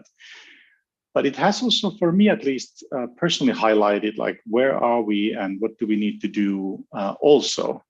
And of course, like, different communities are different. They focus on different things. The internet community works on internet standards, for instance, or mobile community works on mobile networks standards and so on. But I think we're sort of on the way towards protecting communications, but maybe there's more gaps in other areas, like how do we protect like your data when it's at rest or in use, and can we trust the other party at the other end? Can we, defend against DOS attacks? Can we guarantee availability and resilience? And I think there's a lot of questions in this area that I think haven't gotten enough attention on some parts of the community. At least I realize that there's communities addressing those issues as well. But I think that's one area where we probably need more work in the future. So why don't we start with that and let others continue? Thanks a lot. And it's maybe a good basis for the question to Torsten, if you want to. Certainly you can build up on what Jari mentioned, but having your experience from the corporate sector, basically, how do you see, because it seems, or it should be, that it's the industry that basically see what needs are and then try to push for standards, and the engineering community within it. How do you see the standards, and maybe what are these new things that are still under the radar and should be more visible? Well, who's the one to decide what standards are needed? It's not just only the industries, or let's say the manufacturers or the software developers. It should be market driven, and who's the market? It's all the players. It starts with the industry, but you have also, of course, the users. You have the authorities, the whole spectrum, who should decide on that, and that's well, a common practice in the ISO world, or in Europe, where CEN-CENELEC and ETSI are active. So we think it should not be only the industry to look forward and to decide what is really needed. So that's also related to the question: what is a cybersecurity standard or a security standard?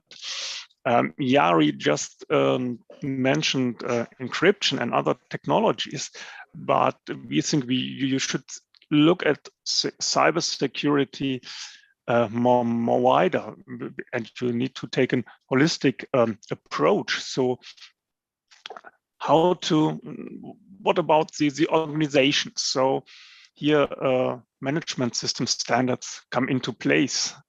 We have the ISO IEC 27000 series that covers a lot of aspects here in general, and for cloud computing and so on and so forth.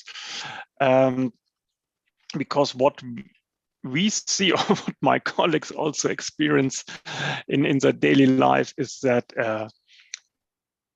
we let's say we build a good system, we test it, we give it to the customer, and we tell them, oh, you need to change the test accounts, so you have to delete them, change the passwords. And when the colleagues come back to the customer 1 year, 2 years later, they discover that these accounts are still there. So it's only one example, but it makes clear that we not just have to look on the technology and there to have to standardize, because we need some interactions. The interoperability is really important, because no one is really coding or designing a product on its own. You have a design supply chain these days, so you have to interact with various players under other companies, other products, so that here you need really the functionality and then the interoperability. On the other hand, as said, you need to manage your whole organization, if it's a company or an authority, whatever. And here we see also the need for a standard. There are already standards, and so yeah, back to the to the basic question: what are cybersecurity standards? And in the meanwhile, I had to look on the ISO page for the technical committee. There's a joint technical committee 1, and they have a subcommittee 27. It's called Information Security, Cybersecurity, and Privacy Protection. And here you have really a wide range of standards, from describing very generic methods, techniques, providing guidelines, and on on the other end of the scale, that are really going into technical details of security mechanism and so on. So in their standard catalogs, they list 220 published standards.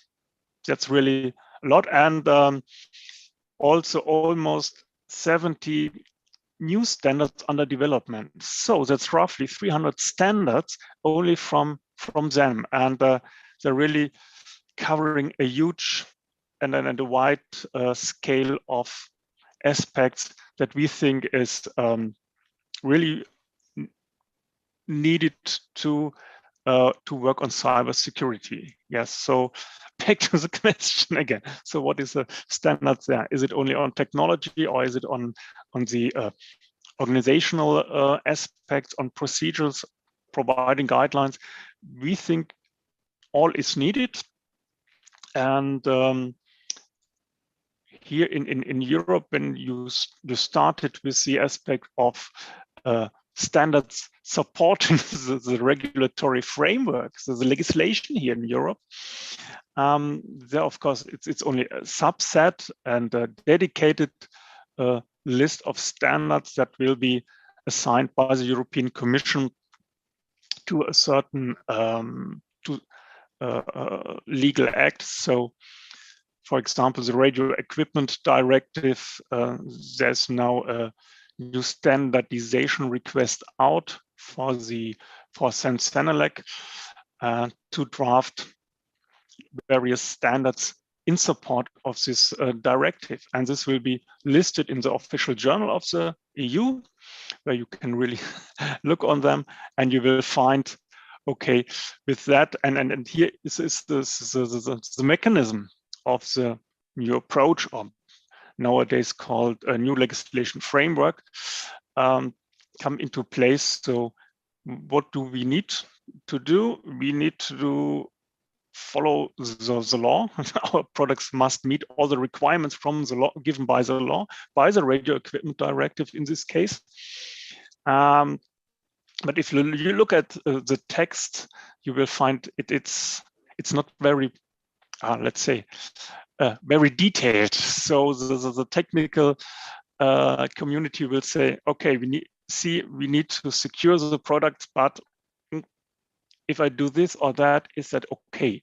And here, in Europe, we can go a step more in detail and look at the standards. And when we apply those standards for the products, we can be sure that we apply to the law. That's a very good mechanism. We know that for decades, for product safety, for electrical safety, it's working very well there. And I think it's a good idea and a good approach to apply this mechanism also to cybersecurity and also to other technical areas here. Thanks, Torsten. And I think I like that you uncovered even more what we are talking about. So it's definitely not just technical ones. If you remember that, again, 90% of attacks or breaches end up or are caused because of a human error. Then these management systems, and as you mentioned, the training, removing the accounts and simple things. Well, it's really, really important. But you raised an important thing that I wanted to switch on. But Slavik, you wanted to reflect on this, please. Yeah, just one thing, because basically, I mentioned like this question, what is the cybersecurity standard? And Thorsten just mentioned SC27 of ISO IEC. Of course, there are other committees that are working also on cybersecurity standards. Yes, sure. It was only one example, sorry. Yeah, I mean, there is TC Cyber from ETSI, there is JTC 13 from Sensenelec, and so on and so forth. But the important question, important matter that also you mentioned, is what are the areas covered by these cybersecurity standards? So, of course, there is security feature provision that are like technical standards. We have security assurance, that it's all common criteria work and things like that. There are organizational management, all these 27,000 series. But there's a plethora actually of standards that touch upon cybersecurity cybersecurity. But let's say cybersecurity is not their first goal somehow. And I have the impression also that the standards that are developed by these committees, let's say, also not always stick only to pure cybersecurity, but that's kind of my. Then I think that's a good point that you mentioned. It's a good point that you mentioned. Firstly, there are a lot of actors there, and secondly, not necessarily cybersecurity is their narrow focus. And basically, I'm bringing back to what Monica asked in the chat. In a way, the question is, how could politics help standardization work? But before that, or a step before that, is what are the gaps when it comes to standardization work? In the sense of, as you mentioned, the focus or the focus of the organization, the wide scope of what we need to cover, and then the implementation, which seems not to be so easy, particularly for those emerging businesses, small, medium enterprises, and so on. And David, I want to bring you here with some of your experiences and research you did. What are the main gaps that then maybe we can look at whether the regulatory environment can help bridging, or if it can? So what are the main gaps? Okay, thank you. So I want to present the problem and the solution of the standardization with example of an area. So let's look at the enterprises in general and the SMEs in particular and their perimeter. Looking, a few years ago, the perimeter of an organization was, usually physical, so we can secure it with physical means, fences, and CCTVs, etc., and secure the network with firewalls, IDS, and other tools like this. But today, some of the employees work at the home. Some of the assets of the organization is in the cloud. So the attack surface is, of course, larger than before. It includes the enterprise premises, the service provider, the endpoints that can be employees, customers, suppliers, etc. So the perimeter is changed. The method of working and accessing data and applications have changed. And the SMEs should understand the risks. What are the risks that all these changes brought to the organization? But this is not an easy task. So this is the point that standard and regulation can help. Just mentioning that in the IEEE SA IC group that I chaired for the last year, we examined the different technologies regarding the cloud security and also surveyed the existing standards regarding this subject. We found several gaps. We saw that most of the technologies for the securing a cloud are fulfilled, but there are some gaps, such as the endpoint security. There is no specific standard regarding that. The CASB, the WEBA, which is the user and entity behavior analysis, and also the cloud forensics, which is something that there is no specific standard covering it. But the point that I want to emphasize is that when it comes to security, in particular cloud, but not only, regulation is a must. Why is a must? Because let's look at the SMEs. Most of them are not aware of cyber risks, and those that are aware of cyber risks will have a hard time to find a cyber expert that will help them to mitigate those risks. So they trust the cloud service providers. But how this trust can be enforced. And this is the role of the regulation, or the regulator that should enforce this trust. And how can regulator do that? And the answer is relevant standards that are defined or should be defined to fill in the gaps that, as I mentioned.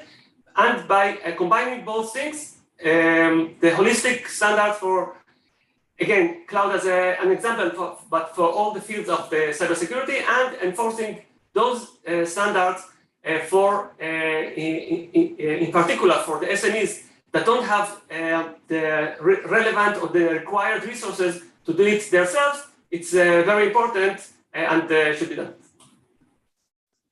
Thanks, and thanks for scratching the surface of what are the gaps. Certainly, there is no doubt that it's very useful.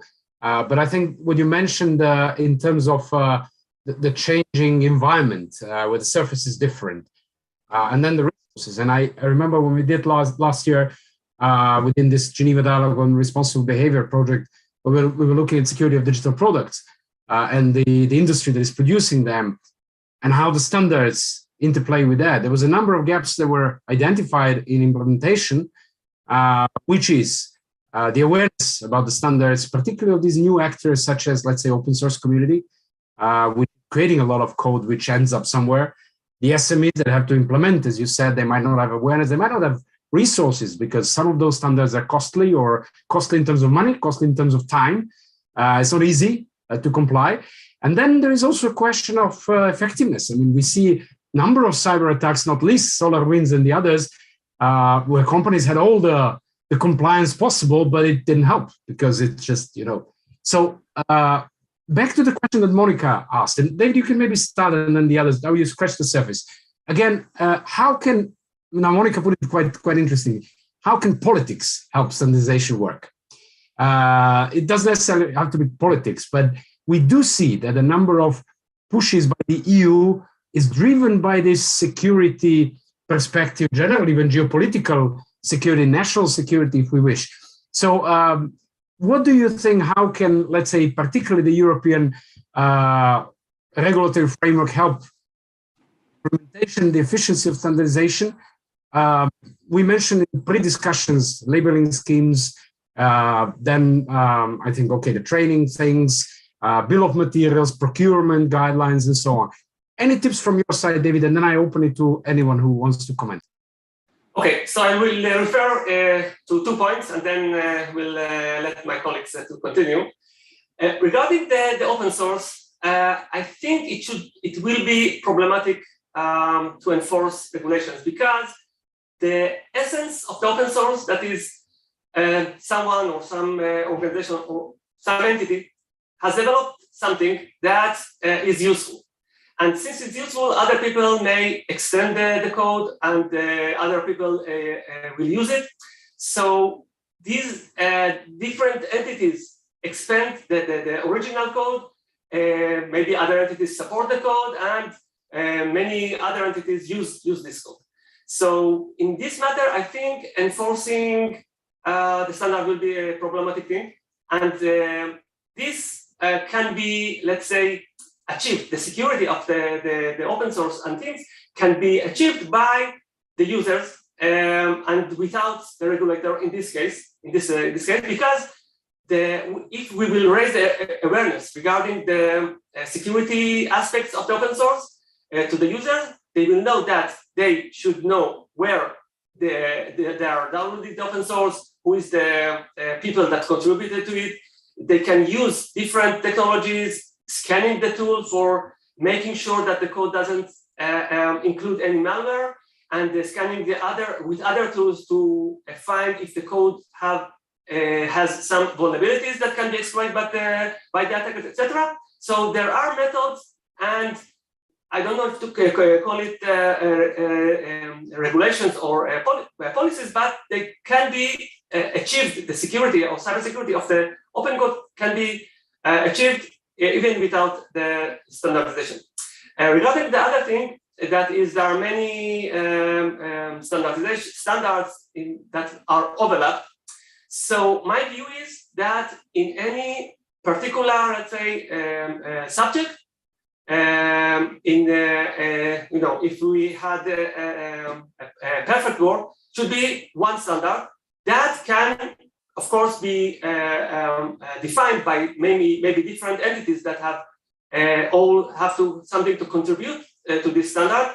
But for the sake of the people that want to, let's say, consume something that is relevant to that standard, it's better that it would be one standard that cover everything. And it also is better for the vendor, because instead of having more than one standard and thinking what is the better one, or maybe want to have the older standards, and we all know that complying to standards require resources. So if there were one standard for each subject, it would be better, and not only in Europe. Let's talk about also in international. We are in since 25 or 30 last years, we became a global village. We cannot talk about standards that are relevant only for Europe, because many things go from one country to other country. We talked about the code, the open source, but all the code, all the supply chain that we can come from different countries, and there are many other fields that, if you think of it, it's Europe, of course, can lead the standards, maybe with the collaboration with other standard entity, but if there could be one standard for each field, that for each technology of each field that can cover everything, it will be perfect. Thanks, David. Well, you actually throw a very interesting provocation, or I'll use it as a provocation on this overlap of standards, or should we have one standard or more? But I'll use it for the last part of discussion, if you agree, on this beyond Europe and the global aspect. We'll get back to that in a second. Let me, for a moment, keep on this interplay between the regulatory bodies, regulators, and the standardization communities and users, and this collaboration. I have a vote with the raised hand, and then Yari, vote.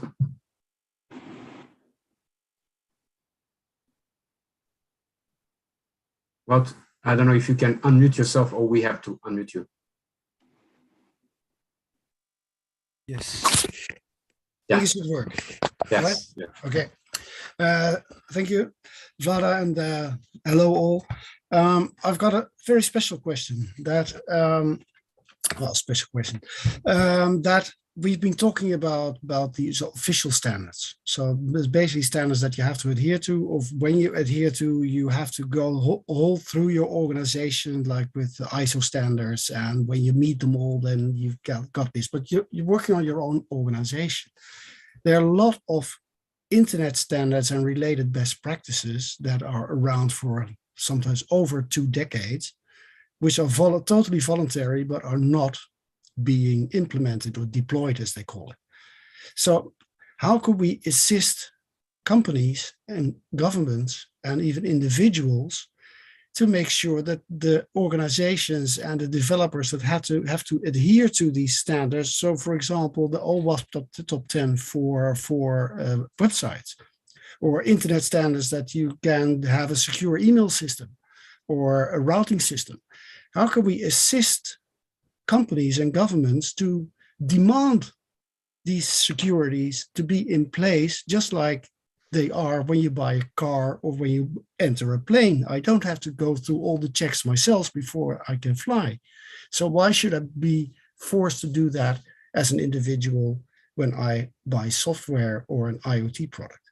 So what would be a next step here? Would that be legal, or would that be through societal pressure somehow to make sure that these internet standards and related best practices get more attention?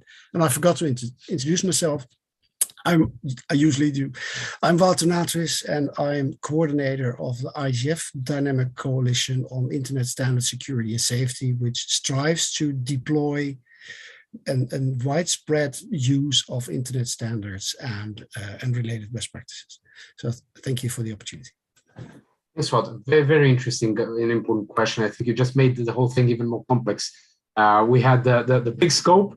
We had the number of entities working on that. We had the different approaches from regulatory to peer pressure and so on. Now we also have these voluntary standards, which are definitely, and as you said, best practices, which are definitely very useful. The question is, should we push for them? Should we find another way for those to be closer to the users and the communities? Yari, and then Torsten, and if anyone wants to jump in the discussion, please do either in chat or raise a hand. Yari, please. Thank you, and thank you all for the question. I didn't get to the line for answering your question, but maybe I can try to do that as well. I got in line to speak a little bit about like what can the politics do or the governments or regulators do.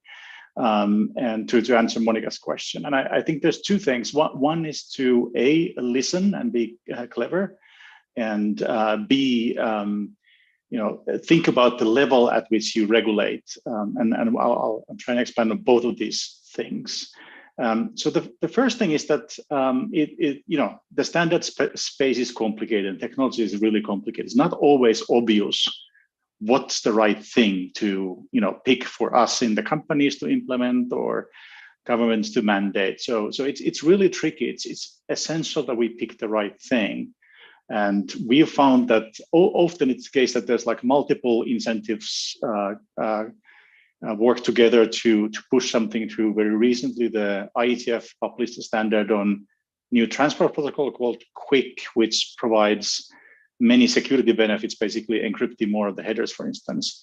And part of the reason why that has gotten so much attention and so much deployment is that it actually provides also performance benefits. So you get going much faster with this protocol, and also better security. So that's been sort of an important thing. And that's just, of course, one maybe silly example, but it's important that the government understands the incentives on different fronts. Like, why would this deploy?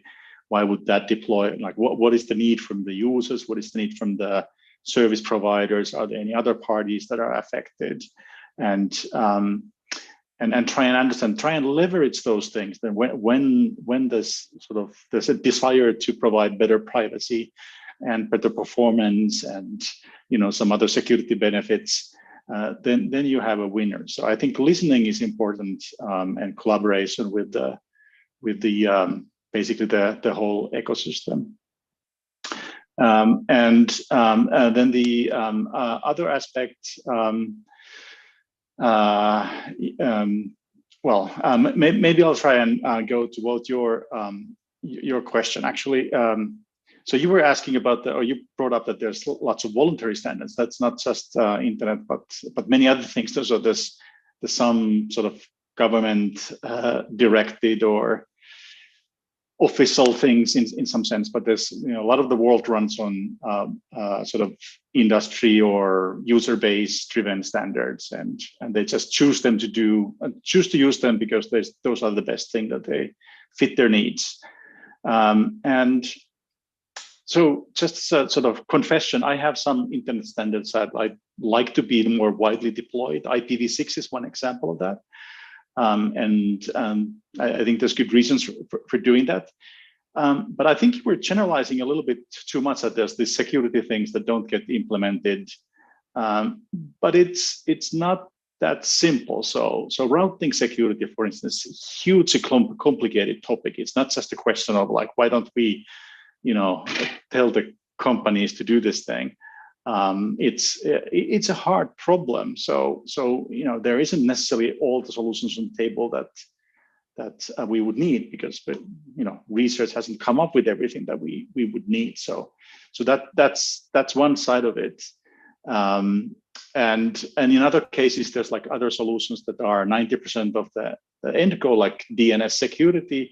I'd like that to be more broadly implemented, but I understand why that isn't, because most of the benefits from the end user and corporate perspective or service provider perspective are, you get them from TLS and HTTPS already. You know that you're talking to this website. And so it's complicated, I think is the answer. Thank you. Yeah, that's a good answer. It's complicated. But on the other hand, I think what I liked, and you mentioned at the beginning, Jari, actually, that if I understood correctly, we are coming closer to 100% of encryption in the communications, which is there are things that are progressing, and maybe we don't actually realize the progress we've made because we always look for getting more. So maybe we should also be more visible on what we achieved thus far. I don't know, Jari, if you have a comment. Yeah, we should be happy about some things. That doesn't mean that we should be happy about everything. I don't sleep well at nights because there's some things still not fixed. Yeah, that's true. And another thing that you mentioned, which I think goes back to Monica's question and a part of this discussion, is actually understanding the needs. And it's going back to what we discussed previously, who's actually shaping these needs? Is it, I guess it is, certainly as we discussed, it's a mix.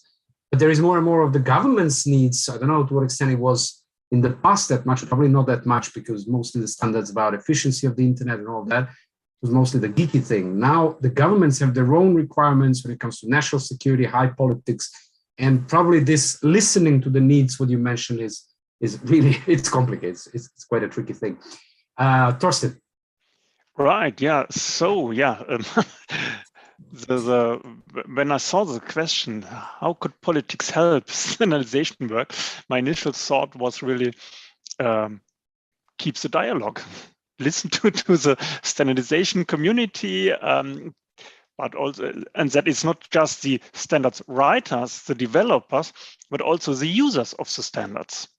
So as already mentioned several times today, standards work is complicated sometimes and really not easy to understand, and you really need some time to do it and efforts. And so yeah, my advice would be go into the dialogue, and we know that politicians that keep the dialogue well understand those problems and are more open to reflect on the limitations from the regulatory side, but also what is the limitation from standards. And here it comes into play the question from Wout. So we have the let's say the official, no, it's the standards world that is used for supporting regulation for various reasons. These official standards, and as explained, use these standards and you fulfill the law. Wonderful thing, mechanism here. But what about the other standards? And yeah, my thought here is really, where's the benefit? Was what Jerry just said. So if there is a benefit, not maybe only you receive more secure products, or you have also another benefit. It's quicker, whatever.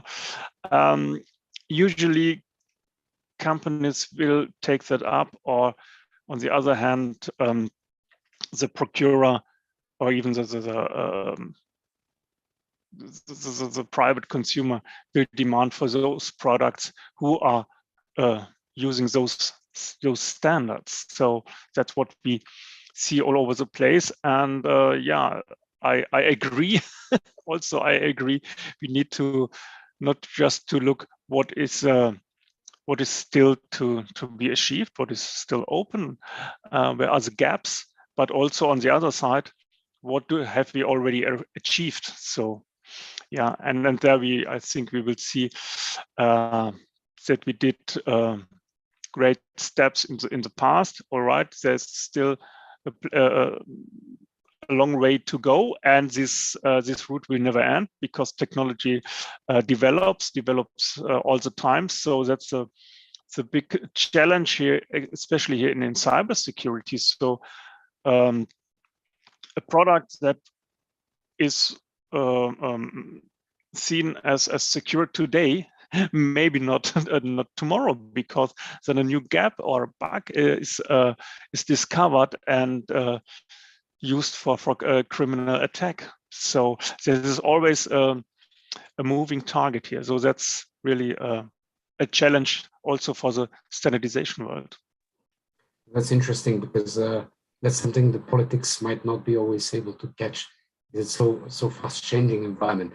But I must admit, when you started speaking about how politics can help, that your response would be stay away from standardization. But back to Slavek, this is a good leeway for you from the regulatory perspective to some extent, Slavek.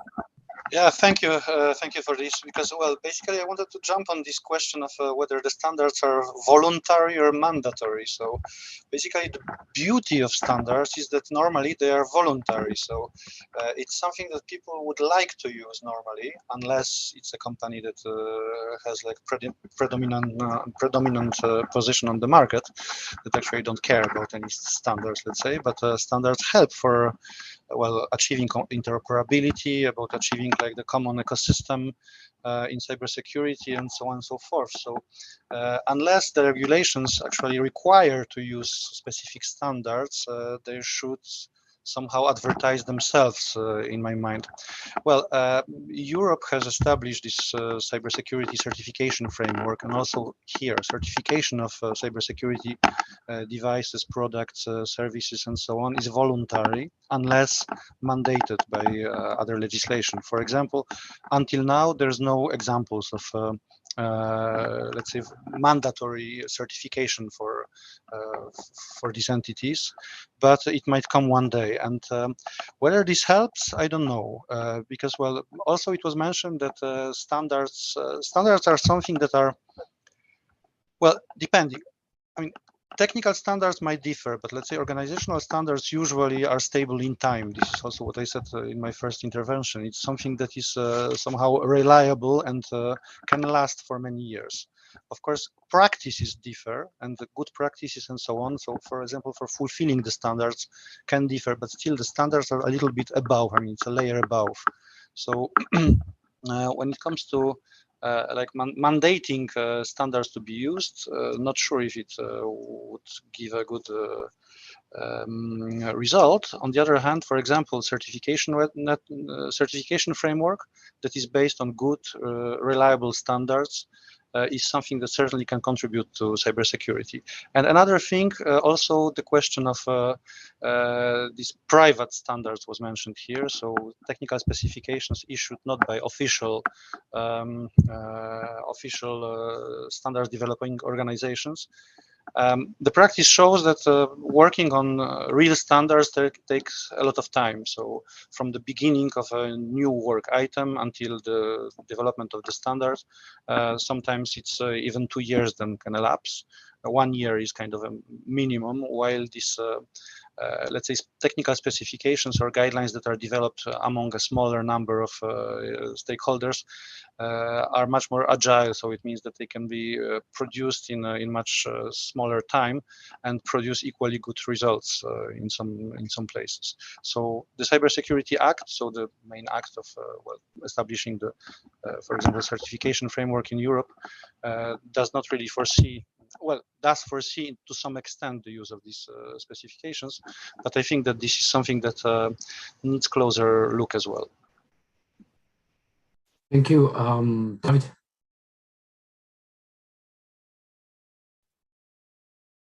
David, you can unmute yourself, I guess. Okay, I wanted to add to what Slavak said, and also to refer to the remark that I mentioned before. So let's take the car. When you're going to buy a car, you look at the safety stars, right? You have the 4 or 5 stars.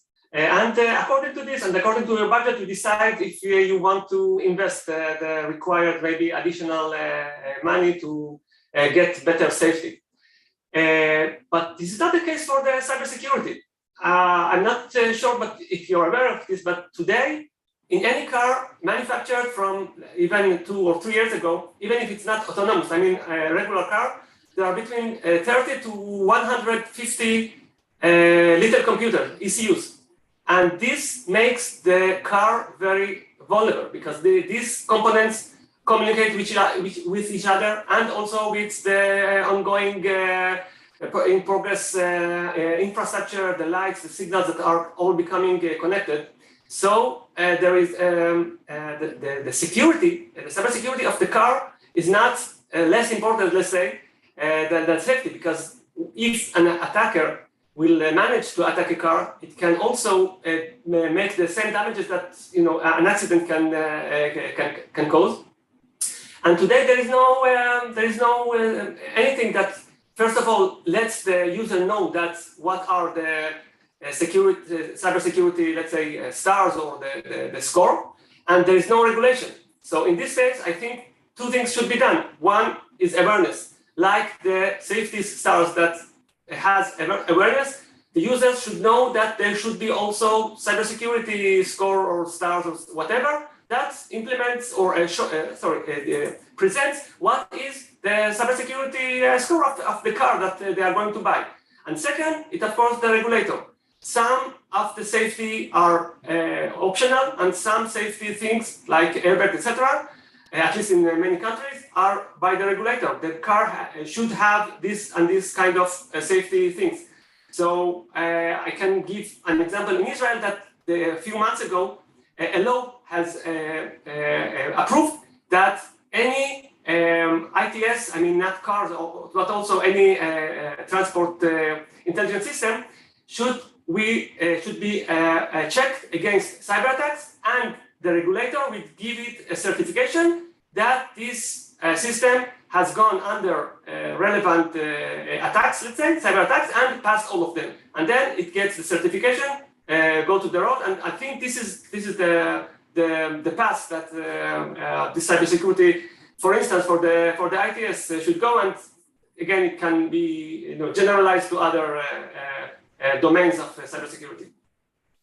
Exactly, and I think this is a really good example of practical, useful regulatory framework or policy that we can see, which is sort of certification schemes or labeling schemes that we see in many countries now popping up that help the users to understand, like the energy consumption, what is the security level, so that we, even if we are not experts, we actually understand that someone was behind checking and saying this is level B, level C, and so on. We know how much money we invest and what we get for that. A few more minutes. I want to just briefly get a sort of a like perspective back on the question on beyond EU, and you've touched on that already. But I can use it as a provocation when you mentioned this overlap of standards, and it would be useful to have one standard that covers everything, which is certainly better for compliance for users and so on. But then on the other hand, you have governments more and more stepping into this, and what if they decide for different standards? One standard in China, the other one in EU, the third one in Emirates or whatever. So what do we do about that? So how does it basically, this drives us to the question of global perspective, generally of standards, and then the politics, geopolitics that play the role in this global environment. A quick reflection, maybe I can start with Yari if you want, Yari. A quick reflection on this global perspective of standards and beyond. Yeah, that's a really good angle, and I'm firmly on the global angle here because basically, both from a user and or end user and business angle. For instance, from the business angle, I work for a large company, but even if I work for a small company, we're trying to sell to the global market on our particular area of expertise, and it is good for us to be able to sell to the whole world, and we don't necessarily appreciate local standards. I mean, that would complicate things. And I realize that the world is complicated and there's geopolitics and everything, but I think it's to the benefit of business and to the benefit of the world at large that we actually have economics of scale and competition across the world and a lot of things to choose from. And also from an end user perspective, they usually end up taking the thing that's most appealing to them that might not be from your local region. So I think the global standards are hugely important. One vote for that, at least. And then also the question: what are the pitfalls of that in geopolitics generally? I don't know, Torsten, if you want a quick reflection on this global pros and cons, or where we are. Yeah, I mean, there's obviously pitfalls, like the interests don't always align, and there's more this type of industry here and that type of industry over there, and it is challenging. Just like standards making, for instance, is even on a local scale is challenging, but it's even more challenging on the global scale. You might not get exactly what you want, but then again, you can have an influence on the thing that actually gets used in the world. So I think that's why this actually makes sense. But yes, there are drawbacks. Mm-hmm. Good. Anyone else who wants to comment on this global character in a sentence or two? Or otherwise, I can, yeah, person. Well, I can only second what Jari said. So standards development is it's not an easy work, and sometimes very frustrating. And especially if you look on the international level. But on the other hand, you have the big benefit that with that you have at least one level that is applies to all, or is really widely used. And today you can buy your product, your devices everywhere. So via internet, e-commerce, it's no problem to get the things from all over the world, and they're clearly not designed for your country, but you get it, you use it there, maybe not you, but others. And there we start to create a new risk. And with that, I think Jari is absolutely right. It's better to have this minimum level than nothing. And of course, you can build on this minimum level. I call it minimum level from the international world. And for a global acting company, of course, it's a huge mess if you have to look on, let's say, 120 countries in the world with their own standards and so on. So it's much easier if you have only to see that the EU with 27 member states, you look at one standard and you got it. And if this standard is very much aligned with an international standard, you may have also the US and Canada and so on board.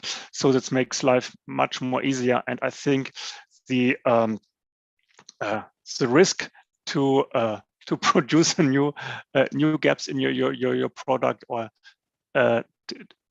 vulnerabilities, it's much more reduced if you can work on this international level, even if it's minimum. But it's at the end, it's a good start. Yeah, thanks. And Peter, thanks for the note in the chat on difficulties when it comes to deployment of technical standards, not least because of different jurisdictions and so on. A quick question to David and Slavik, if you want any final tweet in a way to close, to wrap up the session. Maybe start with David and then end with Slavik, since Slavik, you were also your opening of the session. David. Thank you very much. So first of all, I will really welcome all these discussions here, and they were really nice. It seems that we still have a lot of problems when it comes to the perception of standards. Like, shall we use them? Shall we like provide for more flexibility? Which kind of standards should we use? Well, of course, I mean, I'm from the side of regulations somehow. I mean, from the European institutions, although here I see a big, how to say, a subject for discussion, like how to treat the standards, and actually how to make, on one hand, how to produce good standards, and secondly, how to make this standard widely used, and if they are good. Of course, we could say that if the standards are good, they will be used, obviously, but it's not that simple. So sometimes regulations help, let's say, in choosing the correct instrument. On the other, there's a lot of there's still a lot of work to be done, and the fact that now all this new, I mean, European Union really sees the importance of standards by mentioning them in all new legislative acts, meaning that this is something that certainly we will not escape from. So, I mean, as closing words, I would say is like, well, I really wish all the EDOs, SDOs to produce good standards that will be really widely accepted by the community, and that will really serve their purpose at the industry level as well. Thanks, Slavik. David, anything from your side as a conclusion? Yes, 2 points. One, I think that standard and regulation are two sides of the same coin. we need the regulation to enforce, let's say, the policy, and the policy is actually the standard. So the regulation needs a standard to enforce what is required for cybersecurity. And the second thing is that regarding the European and international, etc. I gave an example of the cars, but there are many more fields that this kind of collaboration between Europe and the other all the world standardization organizations are very important. For instance, let's say airplanes. Again, we can talk about the safety, but there are also security challenges in the airplane, and when the airplane is the airport and communicating with other systems in the airport.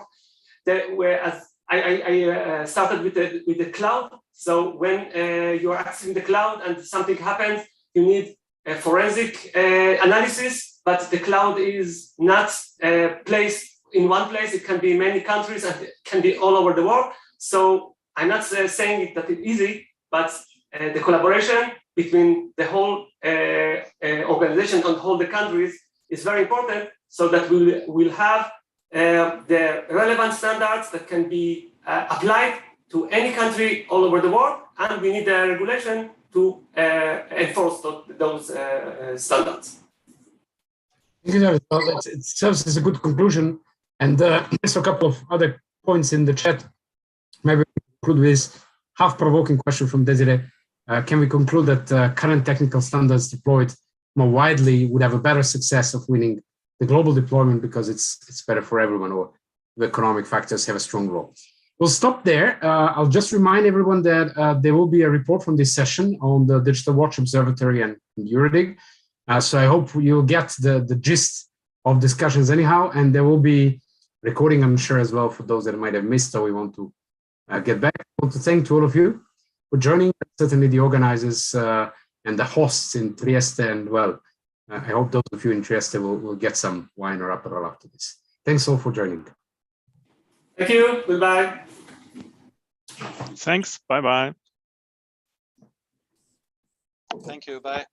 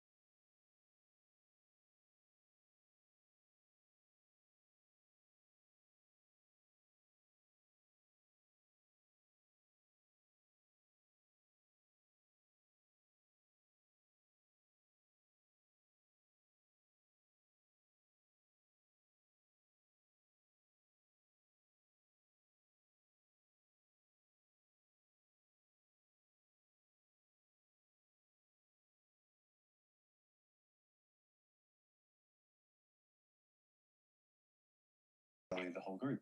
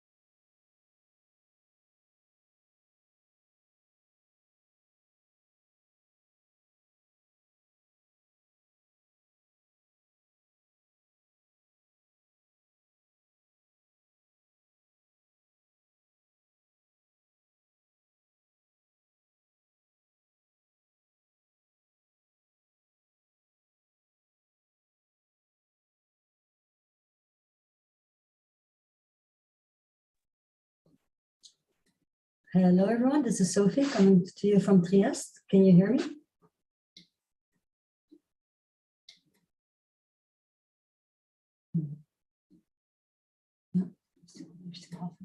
Yeah, no, but I thought maybe the other speaker. All right.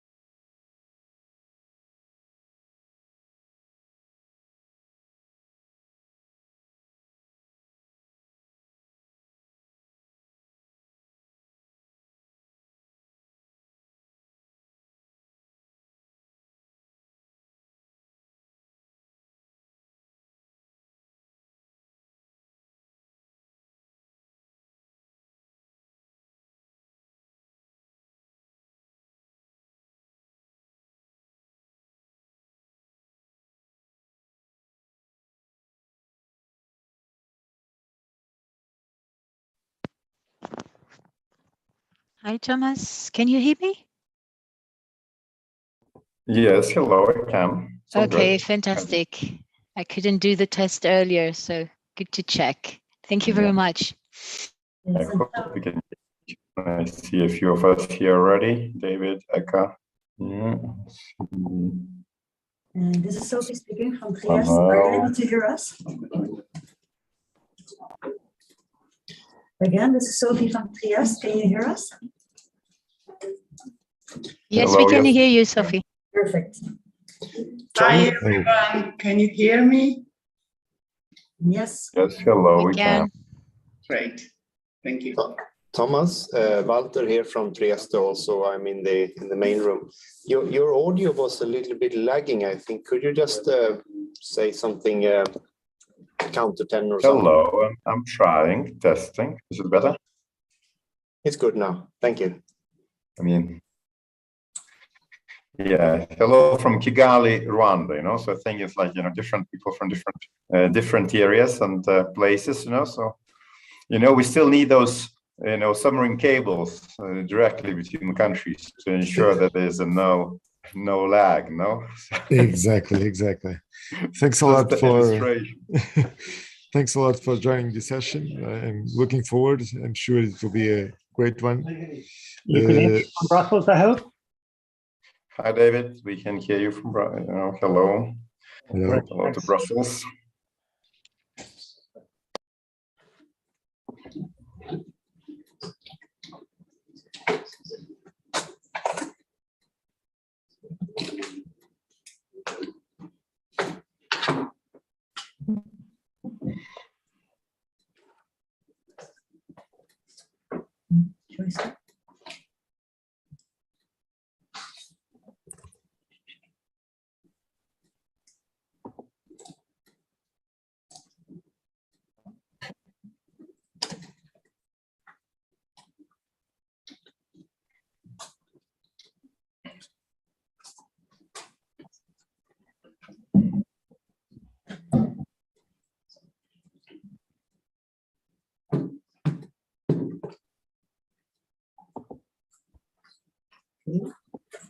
Thomas, are you okay with starting? And I'll do a short introduction and then I'll give the floor to you. Is no, there's still, you know, there's still 1 minute to go, so I wouldn't want to kind of steal the people opportunity to join. Apologies.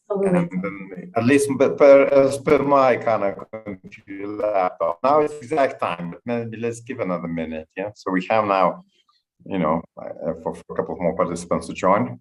And so Walter, FabLab 02 is Walter, no? Walter, yes, no? That's Walter. Okay. Okay. So then I think we have all the speakers, but let's just kind of have a couple of more minutes, and then we'll start. Perfect. Okay. Ask for this presentation.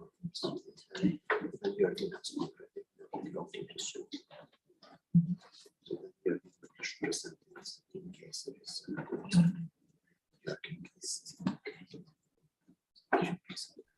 so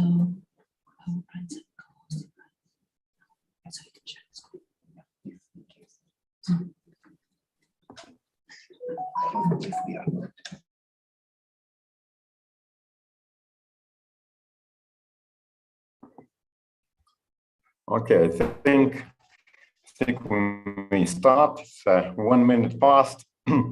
We'll assume that everyone is here. So hello everyone from different parts of Europe and the world, and great to be here, at least virtually in Trieste. You know, so always great place, and congrats to those who actually are there. So jealous. So today we will explore the theme of international connectivity and European digital autonomy and sovereignty.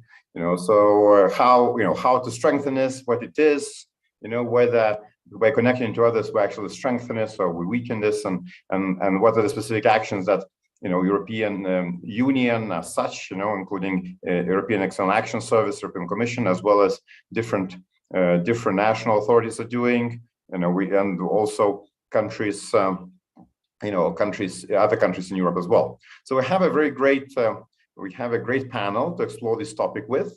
So I'll just kind of quickly introduce everyone here. So we have Delphine Bernet-Travers. She is Secretary General of Independent Regulators Group. And this is a group that unites 37 telecommunications national regulatory authorities in Europe, and have a bit of a sentiment to this group. That's probably my first forum where I participated internationally, 20 years ago, and maybe, predating European Regulators Group, predating BEREC, so continuing strong until now. So welcome, Delphine, here, and we'll hear from you. Then we have David Ringrose, and he's a head of division on connectivity and digital transition of European External Action Service. And David is responsible, basically, if I can say so, for shaping digital foreign policy for European Union. We have also with us Filipe Batista, who is a digital counselor at the permanent representation of Portugal at the European Union, and he was also part of a Portuguese presidency just around a year ago, which also issued and led quite a few, let's say, initiatives in strengthening digital connectivity, including the ministerial declaration on European data gateway platforms, and we'll hear from him about that in a bit. We also have, from different stakes. So most of the people I introduced so far are from the government, but we also have different stakeholder, Walter North, from Nordnet. He's the Chief Executive Officer of Nordnet. And Nordnet is a collaboration between the National Research Education Networks of 5 Nordic countries. It is Denmark, Iceland, Norway, Sweden, and Finland. And of course, he may hopefully bring perspective of also academic community and other stakeholders as well in this conversation. And last but not least, we have Eka Kobusidze. She is head of communications, information, modern technologies department at the Ministry of Economy and Sustainable Development in Georgia. So also, very close partner, looking from European Union perspective, but of course, also strong member of Europe. So we have with these different stakeholders, let me kickstart. And of course, I just encourage everyone, use and abuse this virtual format. So of course, you should be able to raise hands, and I hope I will see, or Manuel will see, but also feel free just to use the chat room for questions if you have for speakers. And also speakers, when you don't speak, feel free to use chat room to respond to those questions. And so let's leverage on the virtual format that we have, and then we'll try to bring it in a discussion. So I would like to kickstart us with a more like a definitional question. As we talk a lot about digital sovereignty and autonomy, and what is it? Is it equal of building Fortress Europe and then saying that we as Europe need to be totally, on our own and strong? Or this is still about interconnection and somehow strong in the big environment? And probably the best person to kick us off with that, I would say, is David from EAS to give a perspective from European Union as such, and I'll bring others as well on that. Please, David, what do you think? What is it? Thanks very much, Thomas, and thanks very much for the possibility to be here today, and a great lineup, including Eka, who I worked with, I think, on lots of Eastern Partnership digital programs. So sovereignty is about the having the freedom to choose, I think, primarily. And when we are looking at what the EU is trying to do in digital policy around the world, what we're trying to do is to develop support for a free, open, single, secure internet. We're trying to work with partners to provide both hard and soft connectivity. And obviously the best example of that is the Bella cable that we launched last year with Brazil.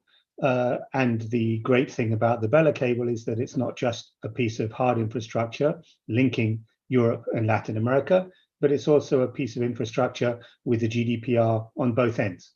So it's hard and soft infrastructure together, the enabling environment, the regulatory framework, and so on. And we talk a lot about Europe supporting its autonomy and sovereignty by exporting its norms. And obviously that's an important part of it. But I think, as everybody says, the referee doesn't win the game. So we have to do more if we're going to succeed in this digital competition, we have to do more than export our norms. We also have to put money on the table. And that's, I think, what has changed a lot, is that now we have a situation where we have a significant boost in funding available under our external programs, under INDICI and IPA for the neighborhood, of up to 10 times more funding than we had in the previous budget to support digital cooperation. So I think we're in a really good position to combine our funding, to combine the great regulatory frameworks that we have for supporting a human-centric digital transformation, the networks that we have, the partnerships that we have with a lot of people on this call, whether they're the member states working in Team Europe or whether our partners working on research cooperation and so on, to try to ensure that we can support a human-centric digital transformation around the world. That's basically what we're trying to do.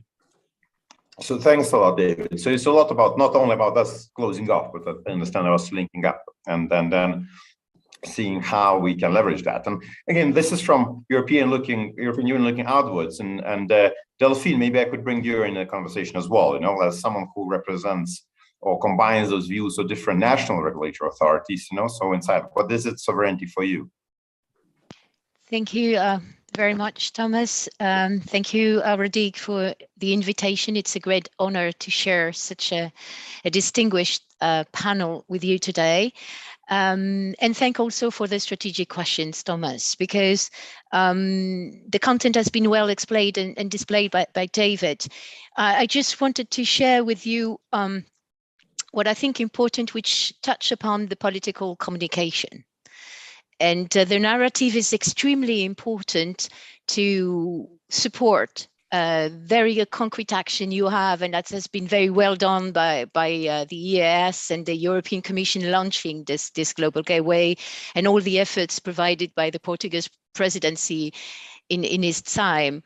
I think that it shouldn't be seen as a void or contentless channel. It's just the opposite today. The political narrative opened and paved the way for being understood and for being to mutually understand the partner you aim to cooperate with. So you will tell me, you know, what does it have to do with the questions? For me, it boils down to the narrative and the importance of the linguistic. When you say sovereignty, you're not talking about ostracism, which is a very different view and which is induced somehow in the concept of Fortress Europe. So by using Fortress Europe, it gives already, you know, sort of a negative context to the EU sovereignty.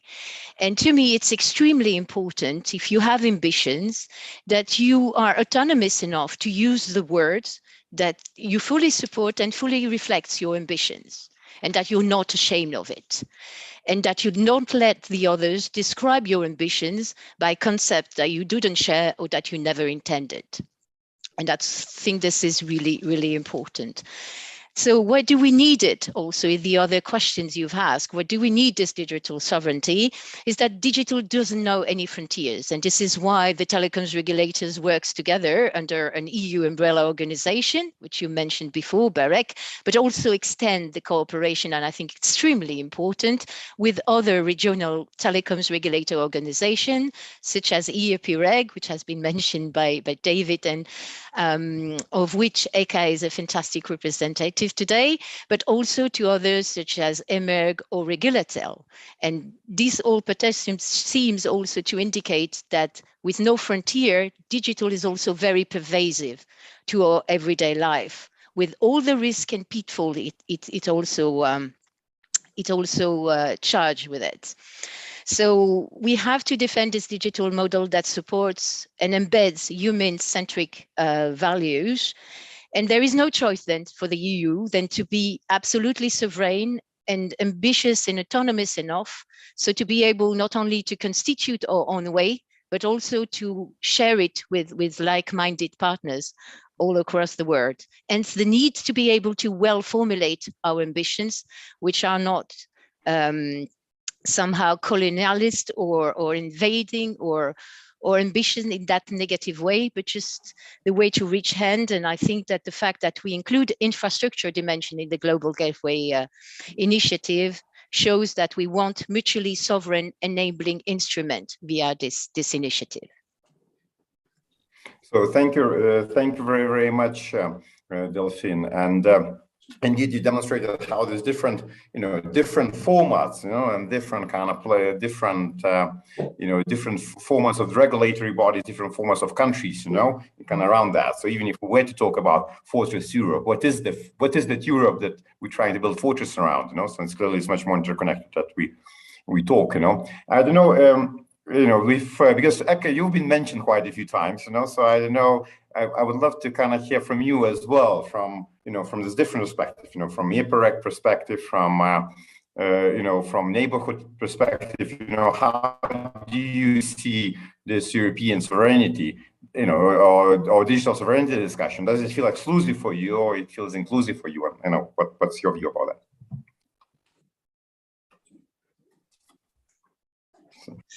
Hi, everyone. Thank you, Thomas, for giving the floor. And first of all, it's of course my pleasure to be here with you to discuss about the connectivity. And first of all, on behalf of my Ministry of Economy and Sustainable Development of Georgia, I would like to extend our sincere gratitude to the organizers, the EuroDIG Secretariat and the host country for organizing this very important event, because we are living in a digital era. So the EuroDIG gets together all the European community to discuss the internet governance. And Okay, I think you're on mute. Sorry, I think you're on mute now. Sorry, now, can you hear me? Yes, we can hear now. Need to start again or to continue? No, it's just last sentence. It's just last sentence. Okay. So about the connectivity, of course, it's a very, very important issue because while talking on development of digital economy and information society, the connectivity, of course, is a fundamental base for development of the digital economy. And Georgia's vision also is to keep the internet open, accessible, but of course, the secure, with the principles of the European Union, of course. From our point of view, I just would like to mention a few words regarding the development of the connectivity in Georgia.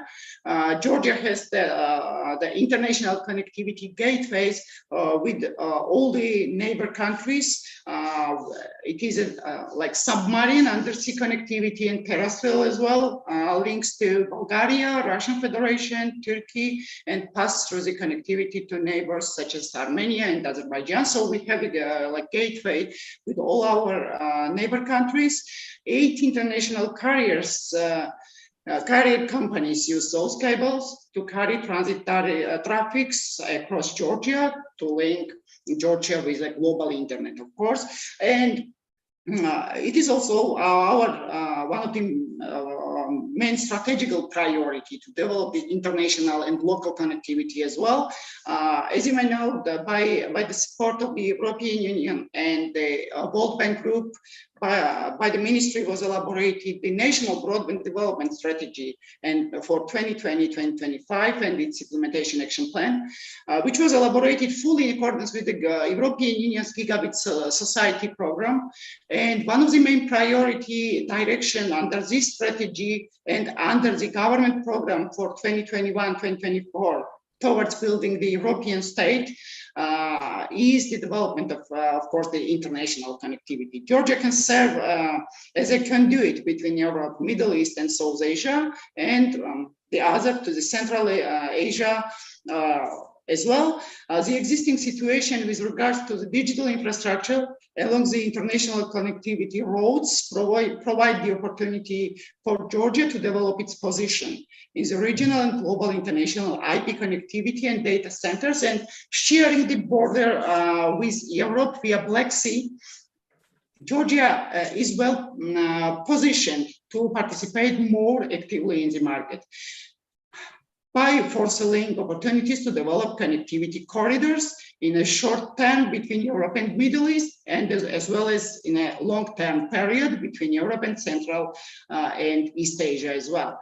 So nowadays, according to the strategy, we work with the World Bank to elaborate the concept note, to elaborate the feasibility study, which will identify all the economic and the technical aspects. As I already mentioned, we have the 7 gateways. We have the gateways with all our neighboring countries, but nowadays we work with the World Bank to make a feasibility study for Georgia, to identify our potential, identify all technical and economic aspects, CAPEX, OPEX, etc., to just strengthen our connectivity.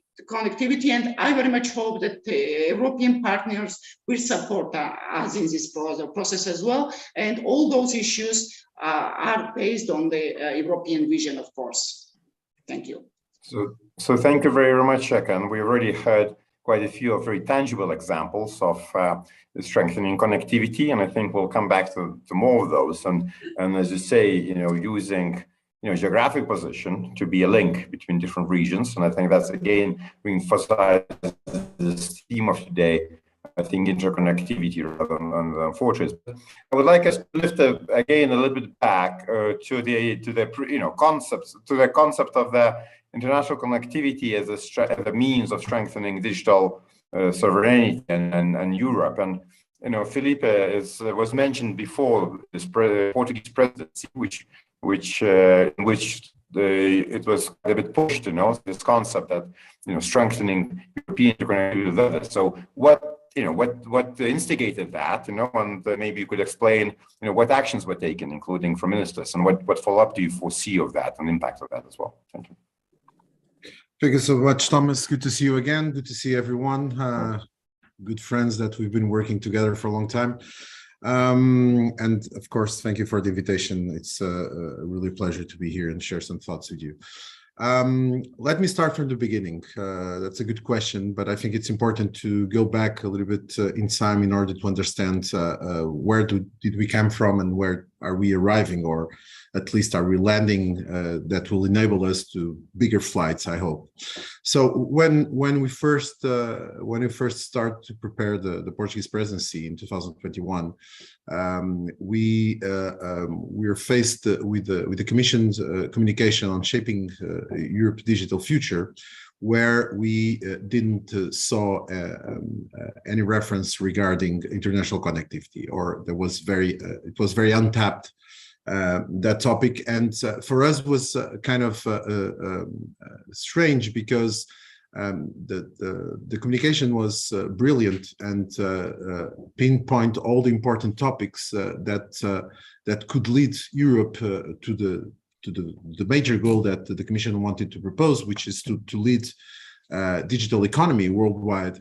But we saw that there was this missing part of the puzzle, which was international connectivity. First of all, when we talk about sovereignty and also autonomy, I think we need also to bring to the table the concept of protective and protectionist, which just are two different things. And I think Europe is in the right path to be protective in order to give us autonomy and also sovereignty, but we will never be protectionists, because we are open market, we are welcoming everyone, but what we want is to ensure that this is the best way to be in terms of digital, in terms of storage, and in terms of protection of human rights, and also in terms of all the policies are focused on a human-centered approach. So when we saw the communication shaping Europe's digital future and the lack of references to international connectivity, we posed two main questions. The first one was, how can Europe lead the digital economy worldwide if we are not connected and if we are not present in other digital markets? Because, I mean, the EU market, it's huge, we all know that, but it's not enough to put us in a position of leaders in terms of digital economy.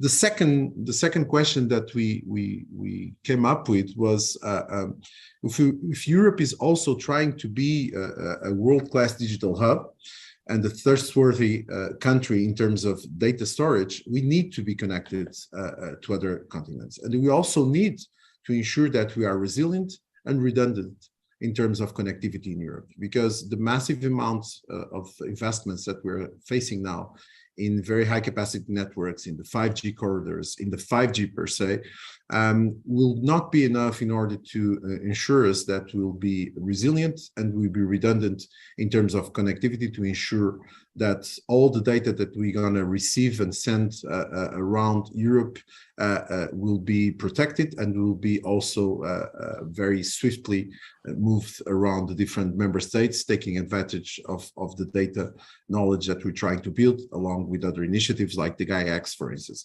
So those two main questions, then we match them with our competitors, because I mean, let's face it, we are not enemies with anyone in the world, but we are for sure competitors with other regions, and namely China and US. So looking at China, what we saw is that, well, they have this new Silk Road initiative, which clearly put them in the map and includes international connectivity as a key element of the whole strategy, because I mean, it's obvious that the next wave of goods or services will be digital, and so they're focusing on that. And then on the other side, we had the United States, not with a public policy per se, but having the biggest OTTs investing massively in international connectivity and storage and data management as well. So we needed to have an answer for that. And I was lucky enough to have on the other side of the table a person like David Ringrose, which clearly understood the point that we were raising, and together with the Commission, we came up with the declaration that was signed by all the member states, plus Iceland and Norway, on the digital days during the Portuguese presidency. And I'll hand over the ball. Just one last comment, because I think it's important, that goes also with your first question of the sovereignty and autonomy of Europe in terms of connectivity, in terms of digital. One of the things that we were really worried, and we wanted to make it clear for all member states and also for the Commission, was the importance to look into Europe as a four-piece puzzle on an overall strategy of international connectivity. First of all, because the four different regions that we identified on the data gateway platform strategy were planned in a way that, for instance, Eka was just giving us some examples, which make that part of the territory of Europe much more sensitive in terms of geopolitical approach. For instance, in terms of the Atlantic platform, for instance, that platform is probably much more important in terms of geoeconomic interests and approach, because the amount of cables that we're having now coming through the Atlantic, they have to land somewhere. So dividing Europe in four different platforms will enable us to consider better investments, a more clear view of the different geopolitical importance of the regions, and also to have a better control of the data flows, which of course will give us or enhance our sovereignty and also our security, because that's I don't know if that's a topic that you're going to bring up, but it's also important to remember that the networks, the submarine cable networks, will be part of the whole network that is around Europe. So if we don't take care of their security, we'll also be putting at risk the internal networks and all the communications that we have within the member states. But I'll stop here because I think I speak too much. And Felipe, I might actually ask you one follow-up question in a minute, but I think you raise interesting points, especially and usually, especially around security resilience. You know, so it's like, again, sovereignty is also about security, and I think we, you know, and doesn't mean that within Europe, but whatever Europe use linking to other regions. And of course, you mentioned the Silk Way, but I think, and we'll come back to this, what they would call European Silk Way, you know, and I'll bring in maybe a bit later David, you know, to talk about the Global Gateway Program and anything else and around that, which, you know, is it responsible competition or not? And again, in a minute, you know, David, you know, will give us in a minute. But before we go there, I still wanted to, Felipe, okay, so it's like to come back to the specifics of implementation. So it's there's a strategy, there is a kind of declaration, you know, there's clear vision there. So what's it done to implementation? And of course, I'm here a bit biased. There wasn't you know, and Sinish in the context of a link opening, you know, and of course I know that Portugal is doing quite a bit there, but you know, about, you know, so what are the cable projects that are kind of implementing that? Are we doing enough of those, you know? Are we planning more of those in the future? So. Well, the first outcome, which made us very happy, was the fact that we now have a global gateway strategy that was presented by the Commission, which is much broader than only connectivity. But I mean, that was the first big outcome. The second takeaway, and that's something that when I left Brussels and went back to the regulator in Portugal, I had the opportunity to work very closely with Delphine and the IRG in order to bring awareness to the regulators that this is a very important topic for the regulators, because also at the beginning of the discussions, when we were starting this whole strategy, we realized that no one in Europe was aware of the state of the art of the international connectivity or international submarine cable systems that we had around Europe. And this is something that we have to look very carefully. First of all, in order to enable us to better predict and better prepare investments in the future. For instance, David was mentioning the Bella cable, but I have no doubts that we have to look into Africa and try to promote a Bella cable with Africa, building Bella with 1L, building Europe link to Africa, because we have to understand where the flows of data are coming, what to do. And so here the Commission, I think, and sorry for picking on David, but I think here the Commission has a very important role to play. We need to understand what is the flow of data that we have in Europe, who's ejecting that data into our markets, who's receiving that data as well. And this is a work that has to be done together with the Commission, together with IRG, BEREC, and all the other stakeholders, even the private sector, in order to enable us to better understand. And then with all the data and all the information that we have, then we can act properly, not only in terms of the new cables that are coming, to predict the need of new ones, and also to understand who's dealing or who's managing those cables and that information that will enable us to act and promote security and resilience as well. I'm not sure if I answered totally your question, but no, I think yes. I think it's good. You know, we'll have more time to explore it further, but I think it's a definitely important pointers. You know, and I think a few other people will be able to continue on those, including David and Delphine in a minute. But before that, Walter, you know, so I would like to bring you into the conversation. And of course, Nordnet is by definition is something that links European networks and European countries. You know. But you know, what about others? You know, do you see importance of linking up with other parts of the world? Do you see importance of strengthening that connectivity within Europe, and that, you know, and what specifically, you know, you are doing in whichever version you have, please? So thank you, Thomas, and thank you for being part of this panel. A lot of very interesting comments has been raised already around connectivity, around resilience, about choice, and so again, taking a step back from NRENs and national research education networks, we as NRENs long time ago were mostly the ones bringing internet into its infancy into a lot of countries, taking internet to the outside of the academic world.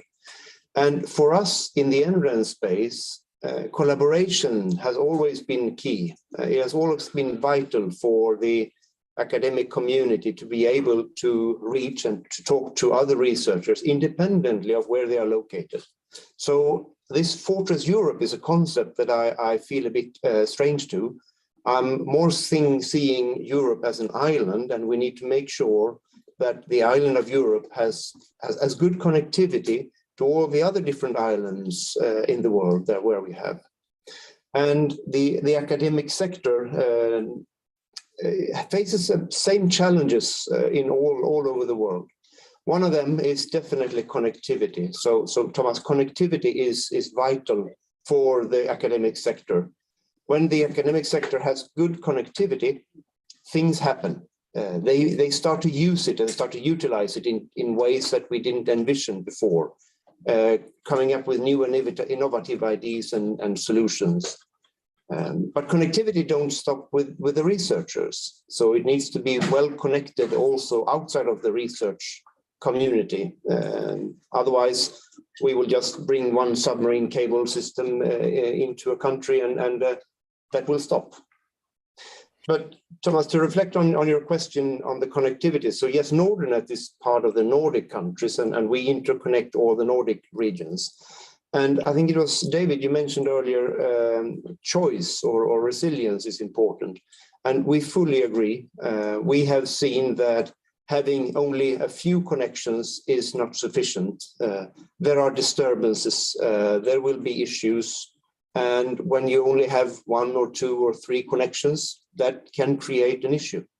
So the more connections we have, both international and with international, I would argue, within Europe, and intercontinental between Europe to other continents, the better suited we are. The Bella cable is an excellent example where the NREN community came together with the European Commission in realizing a connection from Lisbon to Brazil.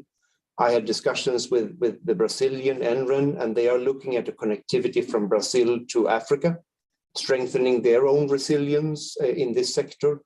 And this is also a space where we as NRENs are working collaboratively together.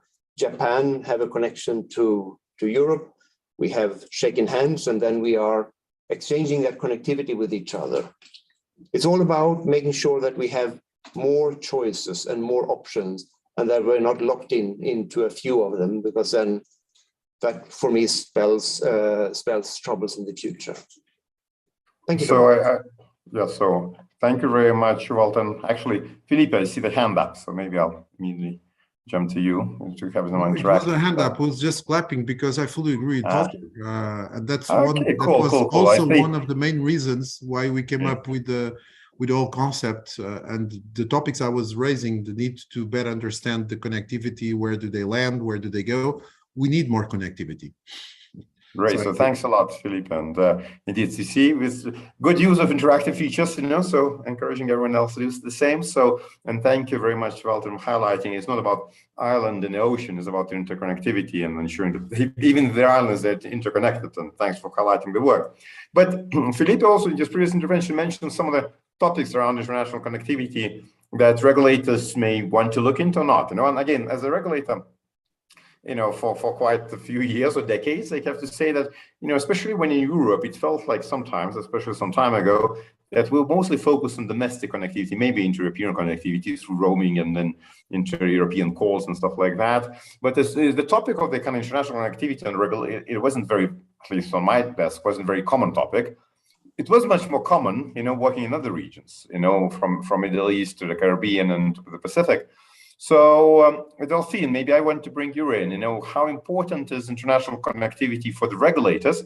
Are they paying enough attention to that? Or maybe this is just, will be fixed by itself, or policymakers and regulators just need to focus on domestic markets? What do you think?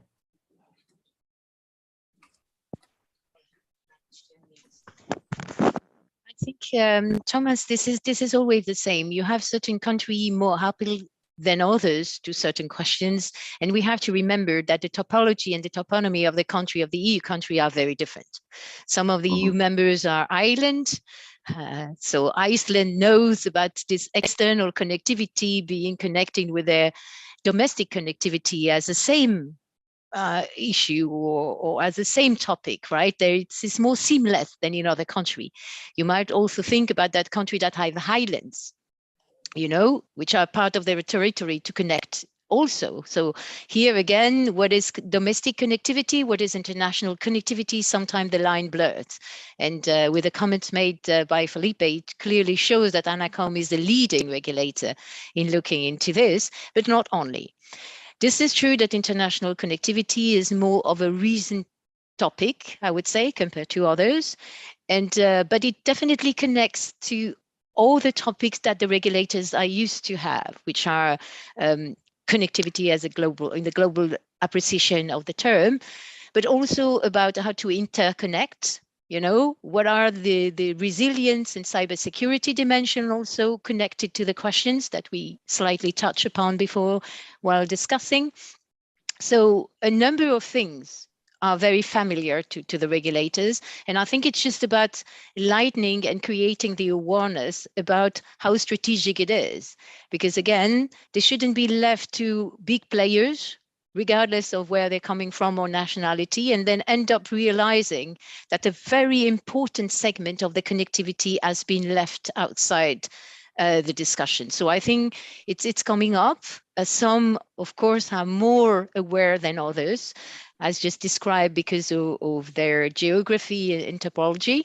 But I think this is this been discussed this year among the regulators, and it has been generated a great deal of interest.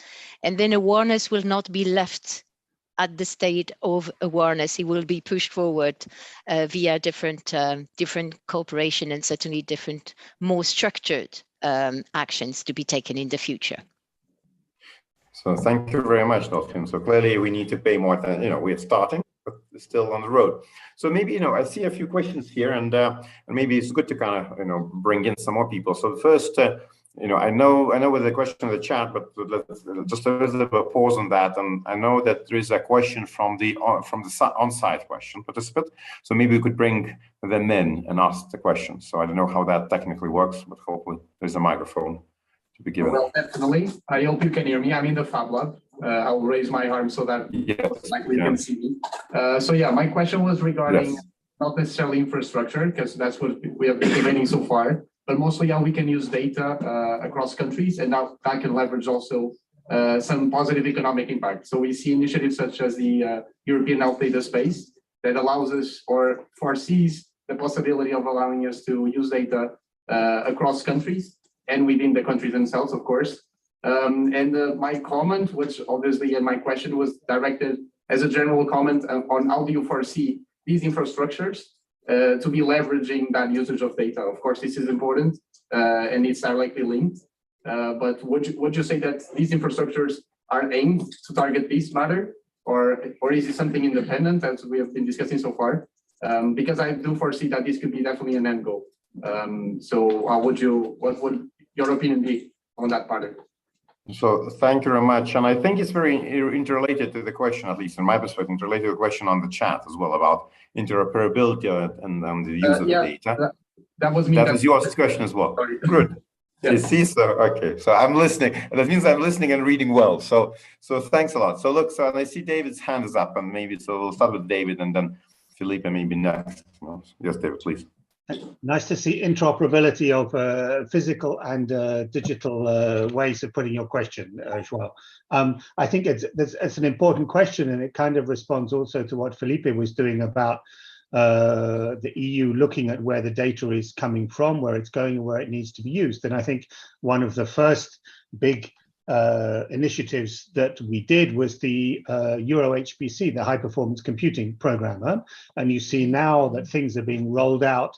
You just saw that Lumi in Finland was just open because we looked and we realized that 20 years ago, Europe had a good position in HPC. But now, there's lots of small towns in China with bigger high performance computers, or American universities. And we have maybe one in the top 20 in Europe. So basically, the idea was to put together funding from EU sources, from member states and so on, and try to build back a kind of a network of high performance computers across Europe that could not only deal with the kind of data that we're talking about, which is essential for things like climate change modeling and so on, building a digital replica of the Earth and all this type of thing, but also all of the data, which, if you look at the Bella cable, we want the type of data we want coming in through the Bella cable could be Copernicus data from Latin America. It could be coming from the observatory in Chile. And that brings the observatory in Chile close to Jülich in Germany, or close to Barcelona, or close to Bologna, or close to Lumi. This is the data that we want, and we want that to be treated on high performance computers in Europe. But also the HPC network gives us the ability to set up the kind of ecosystem that enables researchers to do their research close to these new computers as well, whether it's in Lumi or in Ostrava or in in Maribor, in Slovenia, and so on. So I think this was very much an attempt to look at where data flows are coming from, but also where we want them to come from, where we want to look ahead at the networks and see how we can build on that, because then that helps the scientific and research community in Europe. It helps the scientific and research community in Latin America, for example. So I think there's a lot of things all playing out there. And then if we build data spaces on top of that as well, which is basically a kind of a legal creation as well as a technical one, then this is the type of direction we're trying to move in. No? Thank you very much, David. Felipe, without much. Yeah, thank you. Well, I fully agree with David first, and I'll try to come with a concrete example, because let's look into the networks as one network. There are different purposes for the network, but the network is just one because it's connected and it's digital. So we need to ensure, first of all, and this is the first example, that connectivity speaks the same language. So there's a need to ensure interoperability. And I'll give you a concrete example. That's the reason why we wanted to create awareness on the regulators. Let's imagine the following. There is this big company that lays down a cable from Africa to Europe. And this is the cable owner, independently that the cable has other service providers, because in our days, the cables are owned by consortiums, and with at least they sell fiber pairs to other companies. But let's say that this company that lays down the cable is Google, for instance. If we don't ensure that there is an open access to the landing station, meaning that all the service providers, all the telecom providers in Europe they can have free access to that station, and they can have access to the data that the cable is bringing. And if that doesn't happen, what can happen is that the owner of the cable can pick one or two providers or telecom operators, and this will bring a major disruption to the market, creating asymmetries, as you can imagine. Because if I'm giving all my data to a certain provider or to a certain telecom operator, the other ones will be out of business because no one does phone calls anymore, or at least using the fixed line. They use the digital lines, they use VoIP, they use other technologies. So this is the first need, or the first layer of the importance of interoperability. The second layer, and we are still a long way to go, but again, my hands come together for the Commission with the push that they're doing. And I think David may confirm that there is a new act coming targeting exactly this point, and we need to ensure interoperability between the different soft solutions that we have within Europe, because it's not acceptable, and for me it's totally unacceptable, that we have a digital identity in Europe so different from all the countries. It's not acceptable for me that I can use a digital solution in Portugal, but that digital solution doesn't communicate with the digital solution of Italy or Greece or Denmark or whatever. So there are these two layers, and both regulators and governments, they have a say on this field, and they need to bring up solutions, and I hope that this new act that the Commission will put forward will also tackle this problem. Thank you very much. And Walter, then next, I think.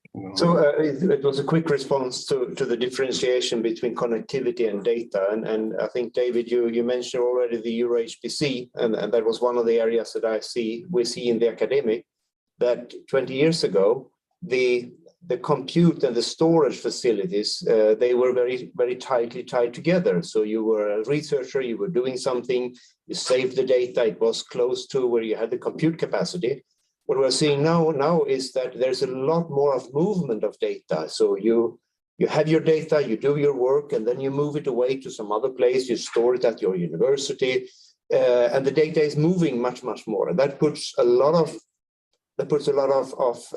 requirements on the network, but it also puts requirements on that there's a legal support for moving the data around. And again, researchers don't really care about if they're not nationally bound. They want to collaborate and research with the best researchers independently of where they are. And in this space, I do believe there is more to be done on the legal space, moving data, supporting the research. But I'll leave that for another session. No, it's I think we have a lot of topics to explore here. Exactly, from opening up the access to the cables, and then how interoperability on those cables is working, to ensure that we can use these services across. A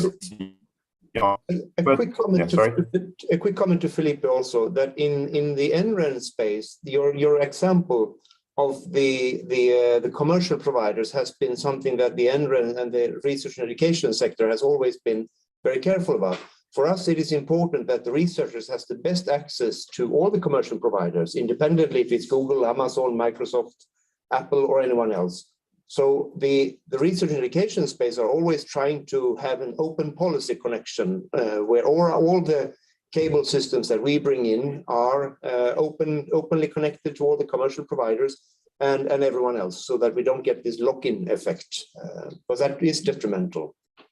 Great, thank you very much, Walter. I know there's another question from the floor, so I would like to use that opportunity to have it more interactive. We still have a few minutes to go, so please, if there is. Two questions. Yes, a couple of questions. So thank you very much. So I would like to ask, with the upcoming Czech presidency, how do you envision the follow-up of the current developments in connectivity regarding cohesion and territorial development? And this was mentioned also for the case of islands and remote territories, as well as in terms of external partnerships. If you envision any specific opportunities as the presidency is shifting to a Central European country. Yeah, thank you. So thanks a lot. We don't have a representative of Czech presidency in this panel, I think, but I don't know if whether David or Delphine would like to comment what they see. I know, David, would you have some views on that? Well, I think as far as I'm aware, the priorities of the incoming Czech presidency on digital issues, they're looking particularly at security, cybersecurity. I think the Czech Republic has a tradition of holding a cybersecurity summit in November every year, and the third one this year is going to be a presidency event where they'll be looking at the importance of security. But an important issue this year, which is perhaps relevant here, is that they are going to include a significant element in this about relations with the Indo-Pacific, because you'll be aware we had a summit, a ministerial meeting with the Indo-Pacific in February, where we were discussing how the global gateway could contribute to the development of connectivity in the Indo-Pacific. We'll be launching, hopefully soon, a connectivity initiative with ASEAN to see how we can improve connectivity in a number of areas, including digital, maybe cables, maybe regulatory issues, and so on. So that's one area. In terms of the other digital priorities, I think cyberspace, finishing the work on the Data Act and so on are the main priorities. Obviously, of course, the biggest priority of any upcoming presidency right now is how to deal with the consequences of the Russian aggression in Ukraine, both for Ukraine and the rest of the world, the food security issues, the dislocation of supply chains and so on. And I think obviously the whole supply chain issue matters as much in the digital area as it does for energy security and so on.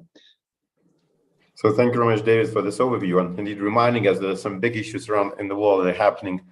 But even those big issues probably doesn't mean that digital is not an important solution, let's say, to the challenges. But Felipe, also maybe from your side, if you could comment, especially with the experience of the previous past presidency, Where do you see coming from? Well, I actually had the bilateral with our colleagues, the Czechs, to understand better the priorities that they have for their presidency. And apart from what David already said, they are very ambitious on the digital side, on the telecom side, and there are two main takeaways that I'll leave with you guys because I don't want to speak for them. The first one is if it will be presented or not, we don't know yet, but possibly yes. The revision of the broadband cost reduction directive, or maybe an act. We still don't know what will be the aim of the Commission. In my opinion, I was hoping for an act because we need to have concrete rules and strategies coming together in terms of connectivity. Basically, the directive, what it does is to promote better connectivity in Europe. So, I mean, it doesn't make sense if we don't have that on the table in a form of act, but I know the Czechs are very keen on looking into that. The second point, which is more related to us, it's they want to close the digital path, the path for the digital decade. I think they will conclude that in the coming month. Actually, they want to. The trialogues will start tomorrow, actually, or the day after tomorrow, and they hope to close it before the end of the first month of their presidency, which is a very important instrument for the development of international connectivity and also connectivity between member states, because it pushes for consortiums between member states. And I think we have to work together in order to achieve a better future in Europe in terms of connectivity and digitalization. Thank you, Felipe. Delphine, from your perspective, any views? Yes, thank you, Thomas. I think there's a lot of very good sign. I've been sitting in Brussels in the telecom sector for a while, and looking at what the Commission is proposing, and it's this very clear sign that have been proposed by this new Commission and also by the EU institution in a more global terms, is the digital, which means that everything will be connected with others. The telecom sectors should not be seen as a silo. It will nurture and boils down and interact with other topics and other dimensions such as security, we mentioned it, such as privacy, and it's been well illustrated by the latest burning digital dossiers in Brussels, which were the platform regulation and DMA and DSA. And it also shows by the fact that we saw the emergence of digital diplomacy. I mean, this also talks a lot to David's job, and I think that it shows that there is a seamless connection between digital and the way we will operate other business from now on. Digitalization of our society, digitalization of our business, and I can agree more with Felipe that a digital agenda finally is about ambitions for Europe. Somehow, by having ambition for Europe and by cooperation with other countries, you will have digital in it, not only, but part of it. And I think this is also the awareness, as we refer today, about a kind of opening high moment also for the telecoms regulators, considering all this dimension, and they are actively debated. They will be, because we work at EuroDIG at bringing all those things in the form of a think tank to the regulators, also to have an enhanced cooperation with the institution, because I think that we have to be a bloc. So if we want to have Europe leading somewhere, and not only Europe, I'm also talking to the partners we have, and then we have Georgia here, but it's very close to the digital regulators to work together. Also, reaching out to other international partners. Thank you very much, Delphine. So we have 5 minutes to go, and I know it's a question in the room. So if there's a quick one, it would be great to hear that, and we'll see quick reactions. Hopefully that, please. Yes, hello, thank you very much. I hope you can hear me well. Actually, more than a question, it's more a comment, and I find it fascinating how we kind of drive the conversation, and also the examples that were said. I mean, Italy, France, Germany, Greece, how these countries pop up in the discussion, but then there's a lack of discussion of what happens on the other side of Europe, still the European Union. So Poland, Czech Republic, Latvia, Estonia, Lithuania, even Bulgaria, who also have a strong say and who are former Eastern European countries, but still they are trying to strive towards connectivity, and they're not even mentioned.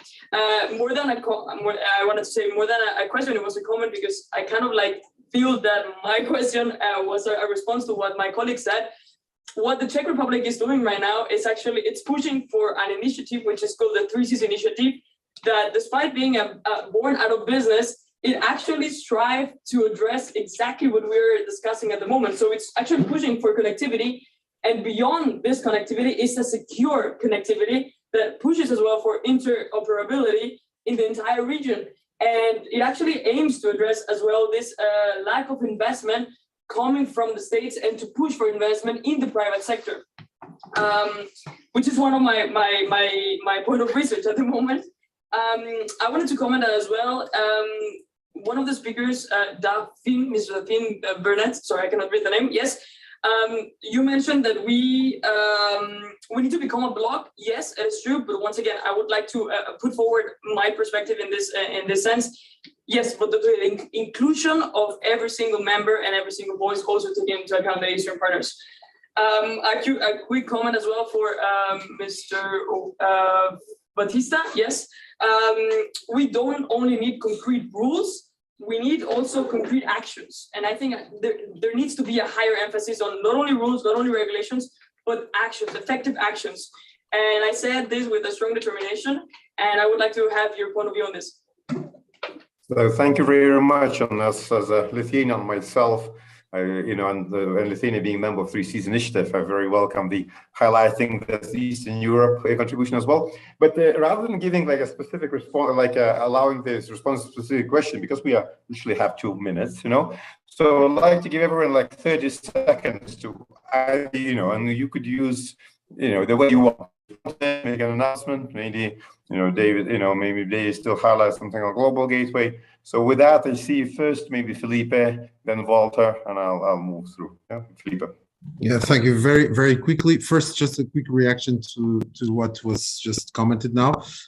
I fully agree with the comments, and maybe I was not clear. The reason why I mentioned just a few member states was just an example, but let me remind you that the declaration that started this whole process was signed by everyone plus Norway and Iceland. So it's collaborative and engaging everyone, even landlocked countries like Austria, for instance.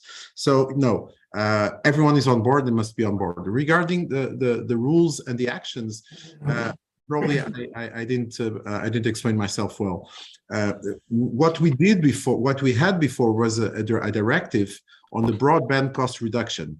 As you know, the directive is not binding to the member states. They transpose it to their national laws.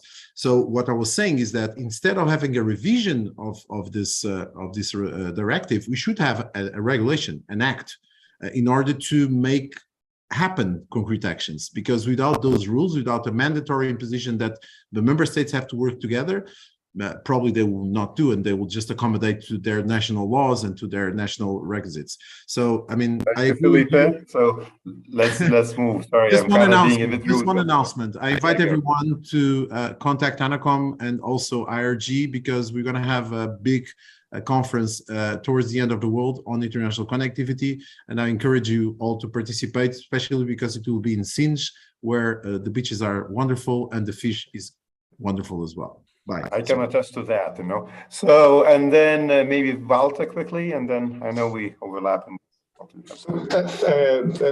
Quick comments. There are a lot of actions that the European Commission has done in the space of research and education, closing the digital divide in Europe.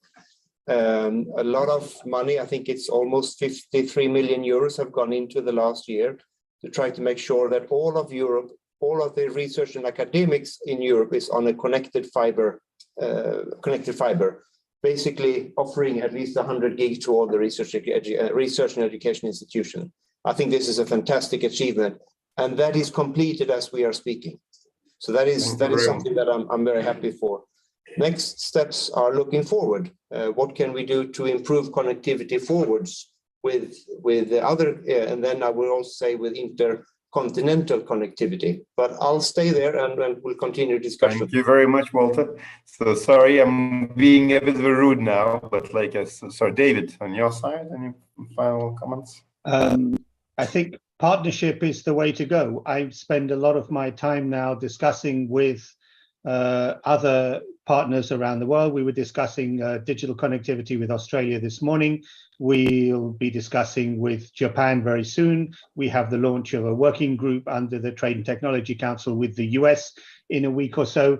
And I think everybody is focused on how we can improve secure digital connectivity. So it's an exciting time to be involved in the subject, and look forward to coming back to you again. Maybe next year we can talk about the progress. Thank you. Delphine, anything from you? Yes, very quickly. Thanks again for the questions. I think that it goes without saying that in IAG we covered all the 30 and 37 NRAs. So working in partnership and in inclusive way is my daily job. So maybe I haven't mentioned, but for me, it goes without saying. I also think that digital have impacted our life without us really realizing it. And we are living in an ecosystem. And I do believe, just like David, that partnership is about the definition of on life onward if it's not been understood. We're part of an ecosystem and we should value connecting with others, not only with country, not only with regulators, but also with the business. Walter is a fantastic representative of, because that what will give the sort of executive arms of the rules and the things we want to do. But before we addict action, we have to think together. And thinking is a really important part before acting. I still promoting this. Thank you, Thomas. All right. Thank you, Delphine. Thank you very much. Eka, anything from you to finish us off? Thank you very much. I will be very quick. So, of course, we are living in a digital era, and we should get together and just to facilitate the process for the bridging the digital divide. It doesn't matter it is a local or international one. So we should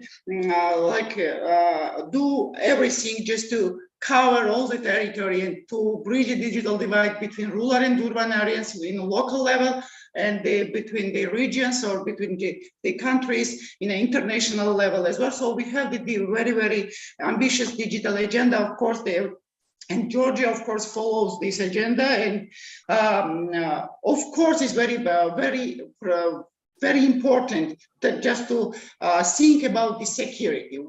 While talking about the connectivity, of course, the cybersecurity, interoperability, and for example, data protection, etc., is very important. But it depends, more or less, it depends on the digital skills. So we can write the digital skills worldwide, just to use our data correctly, etc., etc. So it is a very, very broad issue, and Georgia, of course, follows the European approach on this direction. Thank you. Thank you very much, Eka. And with that, I really appreciate this. This was one of those discussions which may start a bit slow, but ends up very in the way where we could continue for another day or two, but clearly Felipe made an announcement that there will be some opportunities for those discussions to continue clearly. So that's great, and I think there will be others as well.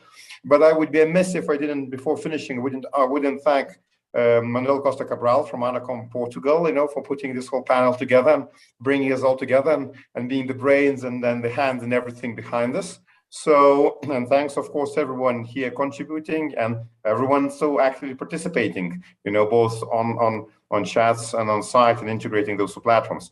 Have a great event. Sorry for next panel for eating up in their time a little bit. And clearly it will be great discussions that will continue. Cheers. Bye, everyone. Bye. Thank you very much.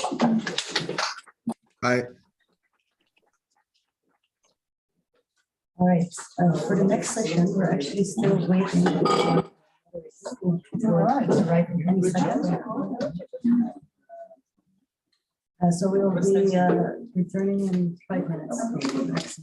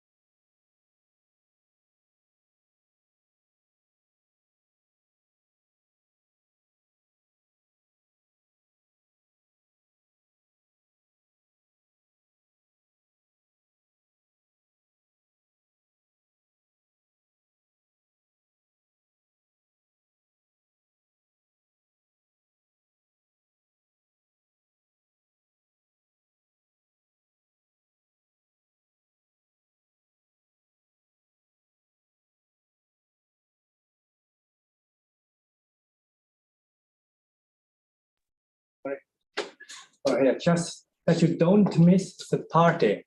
Well, most who should have the message are already left, but unfortunately. Okay. Could you go down a little? Yeah, of course. Please.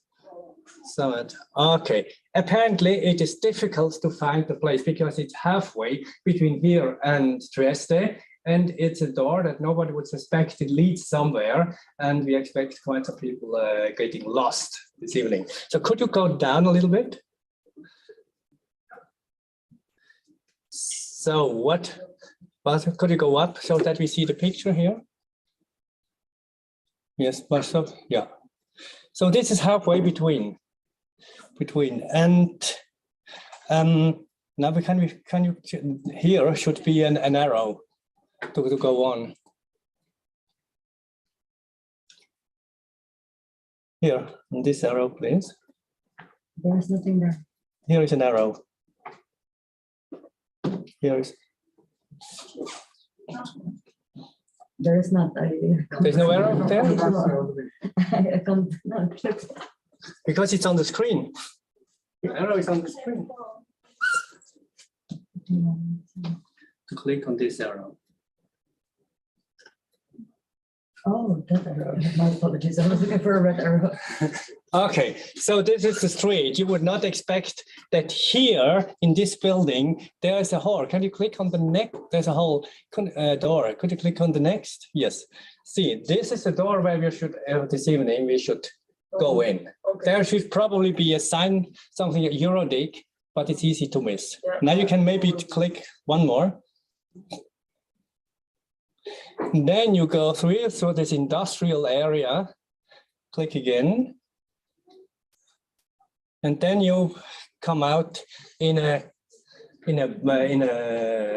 piscine. What is it? A pool, public pool, which is liberated right now for us for the evening. And then the party will be in the public pool on the seashore. Would be a pity to miss. So and spread the word, whoever you are with. So and make sure now maybe we can go up. A little bit. You see, it's the take bus 630 RC and it's Viale Miramare 30, Bagno Ferroviario. I'll spread the word that it's difficult to find, but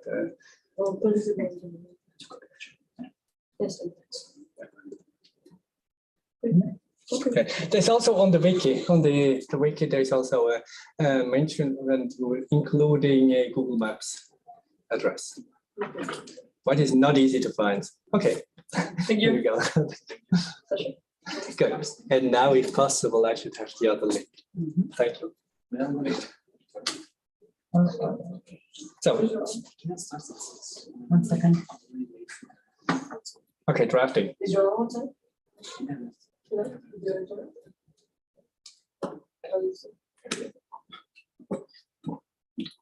Okay, on drafting the messages. Apparently there is a new system this year. It's not on every single workshop, one single message, but it's a process by which the messages out of the individual workshops and sessions should be consolidated. Now we need, if we can have it. Okay, now we need to go down quite a bit, quite at the end, please. Now a little bit up, even more.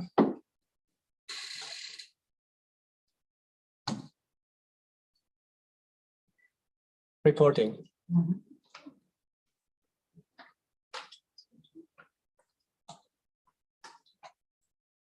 Okay.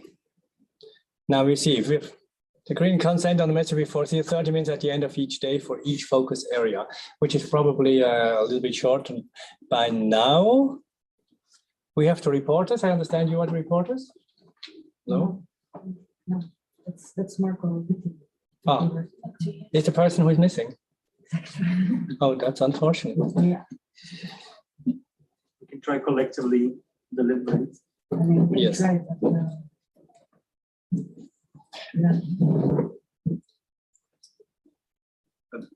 But this is a separate process from the reporting made by GIP. This assess what we think are the messages out of the discussion. So my understanding is they are suggesting. Oh, but okay, let me see. It's a separate. These are the messages. Oh yes, that's correct. About the recommendation is that. But in content on the messages, we foresee its messages here and formulate them for each focus area that relate to a particular.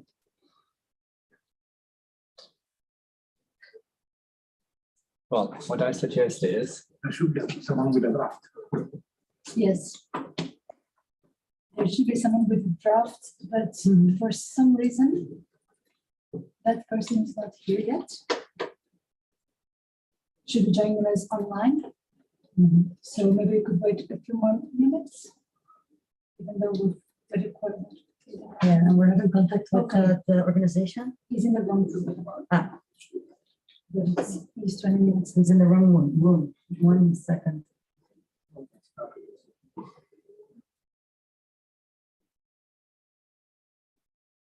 There is somebody online. There are people online waiting. Yeah. In theory, the participants to the sessions related to this have to contribute. That's the plan. Are they there? Yeah, a few.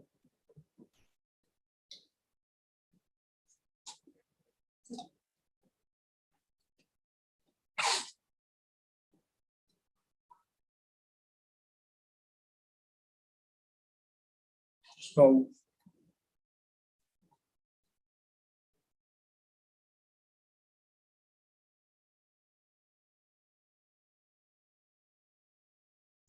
So for a reason why this reporting and messaging is made more complicated than other years, apparently, is to have more cloud afterwards in distributing it and making sure it's not just a mass of individual messages, but it should be very concise and focused. Whatever policymakers already thought.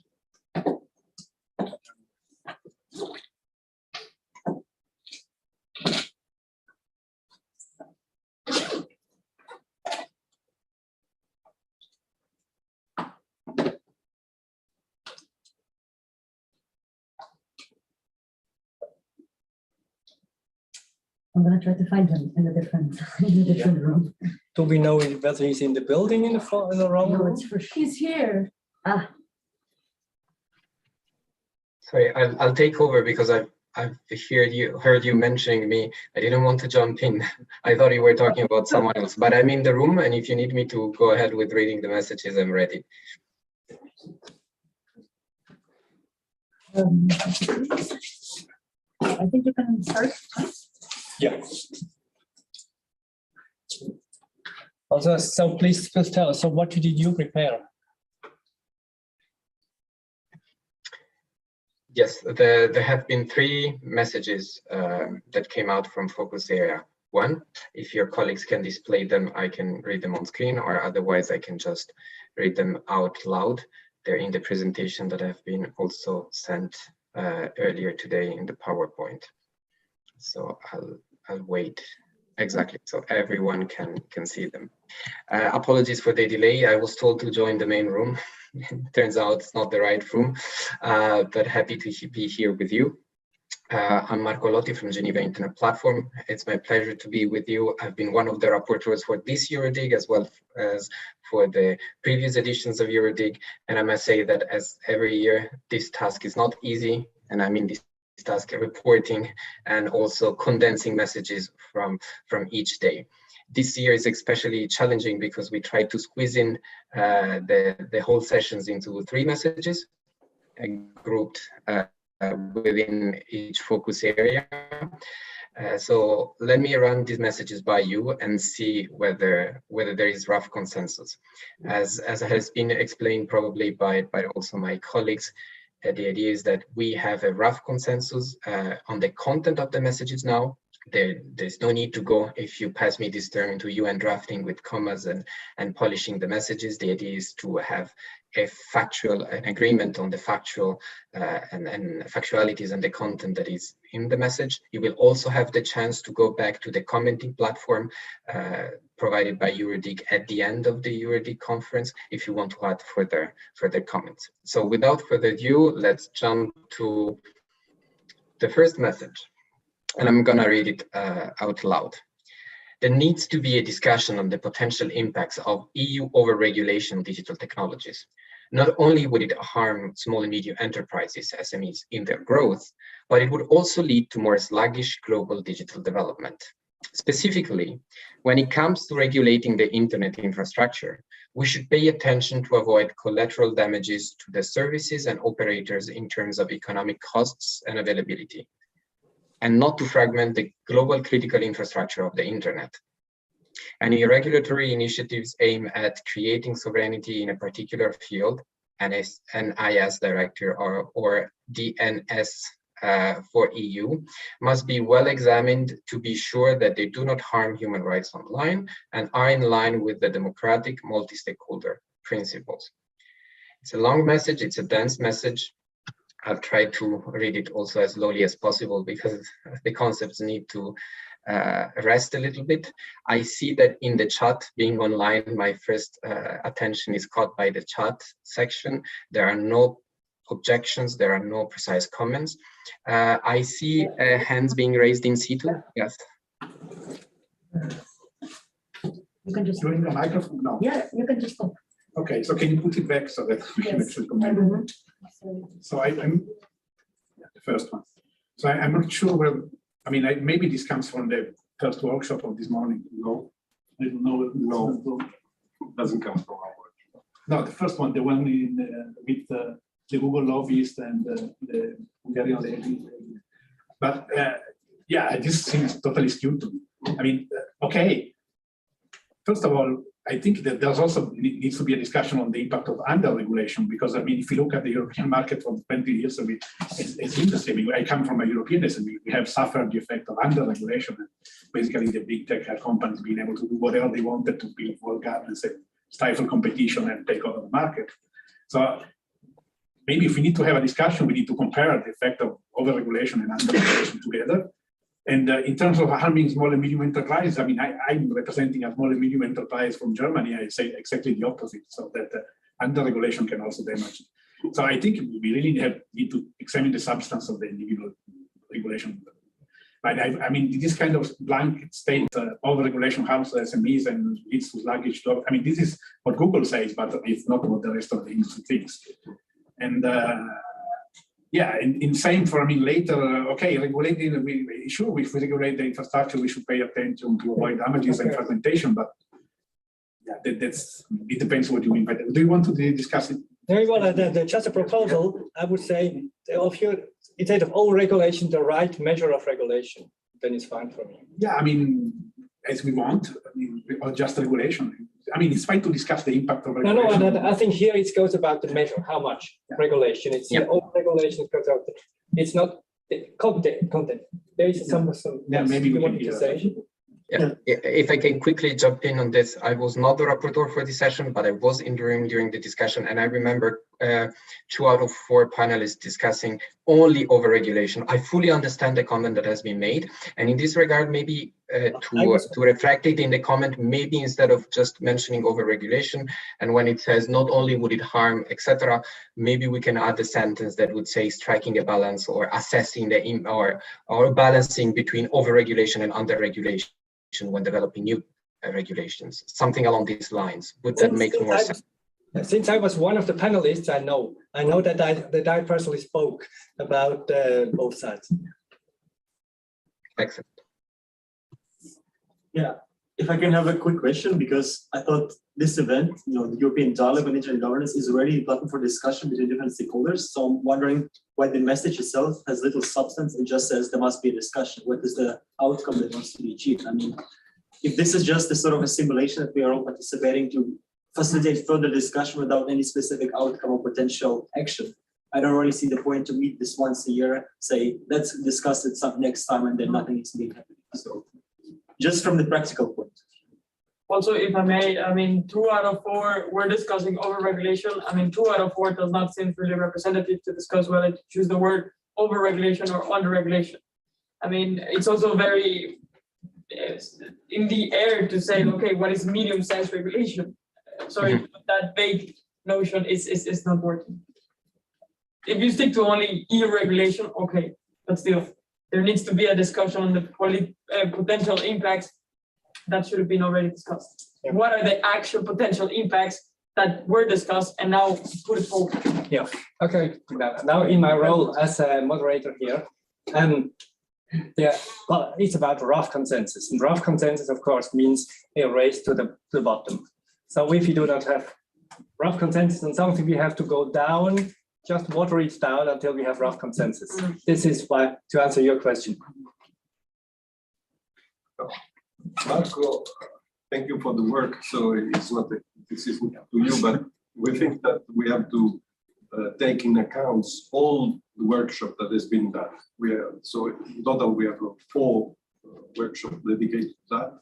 And I think that we need to try to send messages that take in account all these voices that we have heard during these 4 panels. I follow all of that, and I can say that there is high consensus that the regulation is better than no regulation. That's for sure. So, and this doesn't appear from the message. Second, I think if you also take in consideration what Yola told this morning, was a very strong and important message that the regulation, the burden of regulation is more on the bigger companies, and there has to be less on the smaller and medium-sized companies.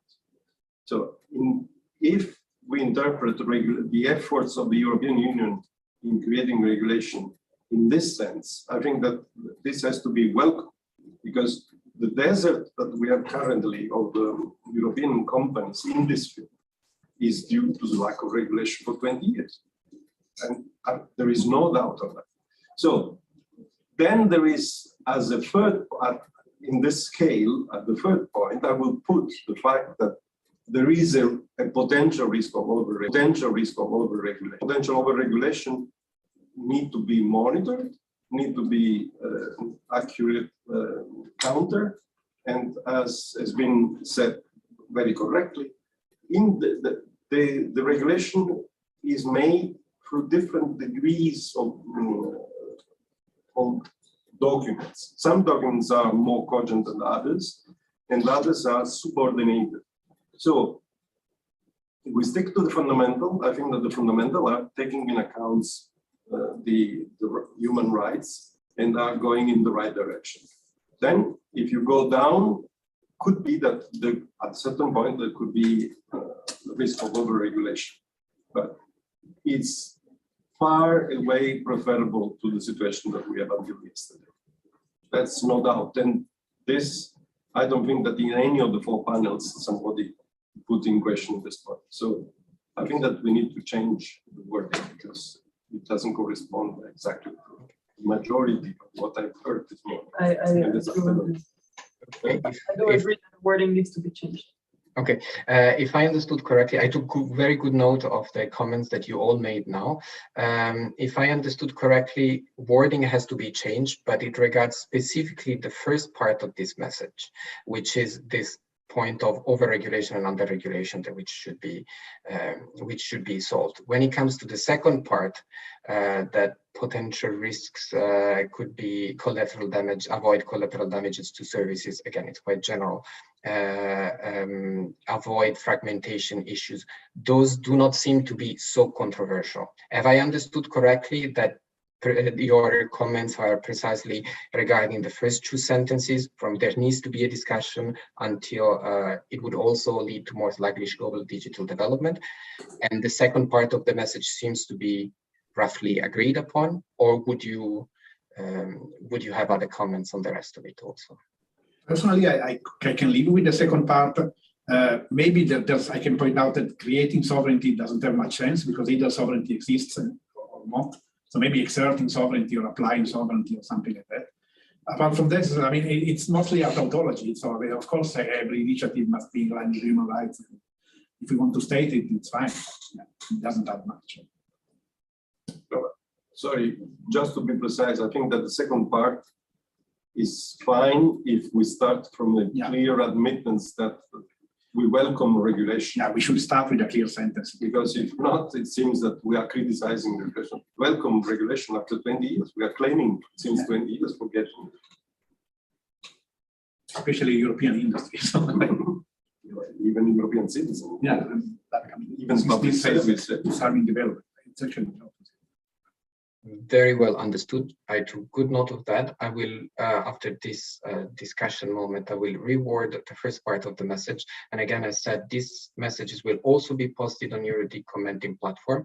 At the end of the conference, you'll also have further time and space to add additional comments. So are we ready to move to message number 2?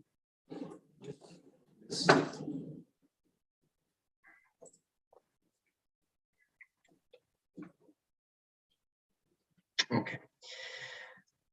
Digital sovereignty should not be understood as building a fortress around Europe, but as enhancing connectivity in a way that keeps individuals and rights at the center of concerns. European policymakers need to devise digital policies that first improve European digital infrastructure, which is currently overly dependent on foreign technology, and second, by building bridges through strategic partnerships with key players like the US and China. However, Europe needs to be cautious about the increasing frictions among EU, China, and the US models of digital regulations, especially in terms of how technology would impact fundamental rights and European values. As for the first message, I don't see any strong reactions in the chat, so I rely on my colleagues on the ground to see if there are hands that are being raised. Yes, I see one. Yeah. This is fine. I think that there are missing some important concepts that I've heard during the discussion. The first is that Europe is very highly concerned about its role as finding solutions that keep in account always human rights.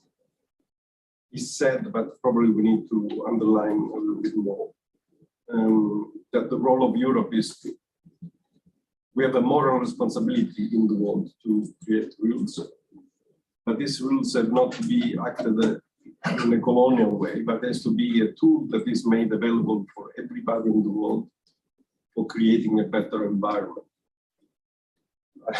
Marco, I know that it's a hard task to put this, but this is the principle. Europe has a moral duty to do so compared to the rest of the world, and doesn't want to do this alone, but want to do with the rest of the world. And I would not look only to the giants, US and China, but I think that we have a moral responsibility also with the countries, developing countries, that look at us as a source of inspiration. And I think that is important to put this concept in, because I've heard many occasions today. If I may just intervene, I believe that frictions is quite the whole point is to make an impact, right? I mean, to make a positive impact, but I do believe that the word friction denotes, and it might be understood as sort of negative.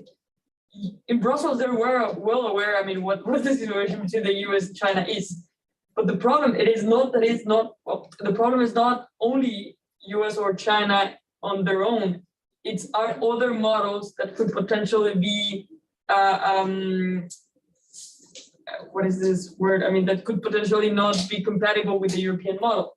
And those are not only China and the US. So just by pointing out this, once we are effectively excluding other potentials that could emerge in the future, I do believe that the last sentence should drift away a little bit on this US-China central approach, frictions that are very well aware and should strive to give a general message into, despite these kind of alternative models, there needs to be a general acknowledgement that when regulating technology needs to consider how this specific regulation or this specific regulation aiming at regulating technology, my apologies, impacts fundamental rights and European values in general, not just EU and US and China.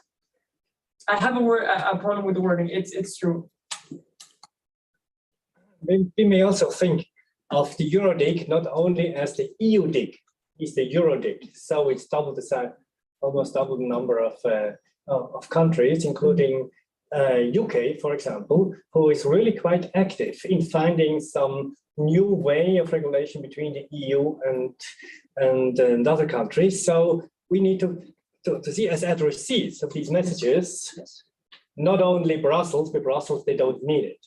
But so the messages, just to make clear, are aimed as messages to, in particular, those who are not Brussels, including Brussels, but not only. Therefore, we just have. But probably this concept could be mentioned in the first phrase, because I like the idea that digital sovereignty should not be understood as being building a fortress. But this means that we need to create bridges with all the others that recognize around the model or human right-based model. Because we have to say the truth. In China, like in the US, the model is not human rights-based. Correct.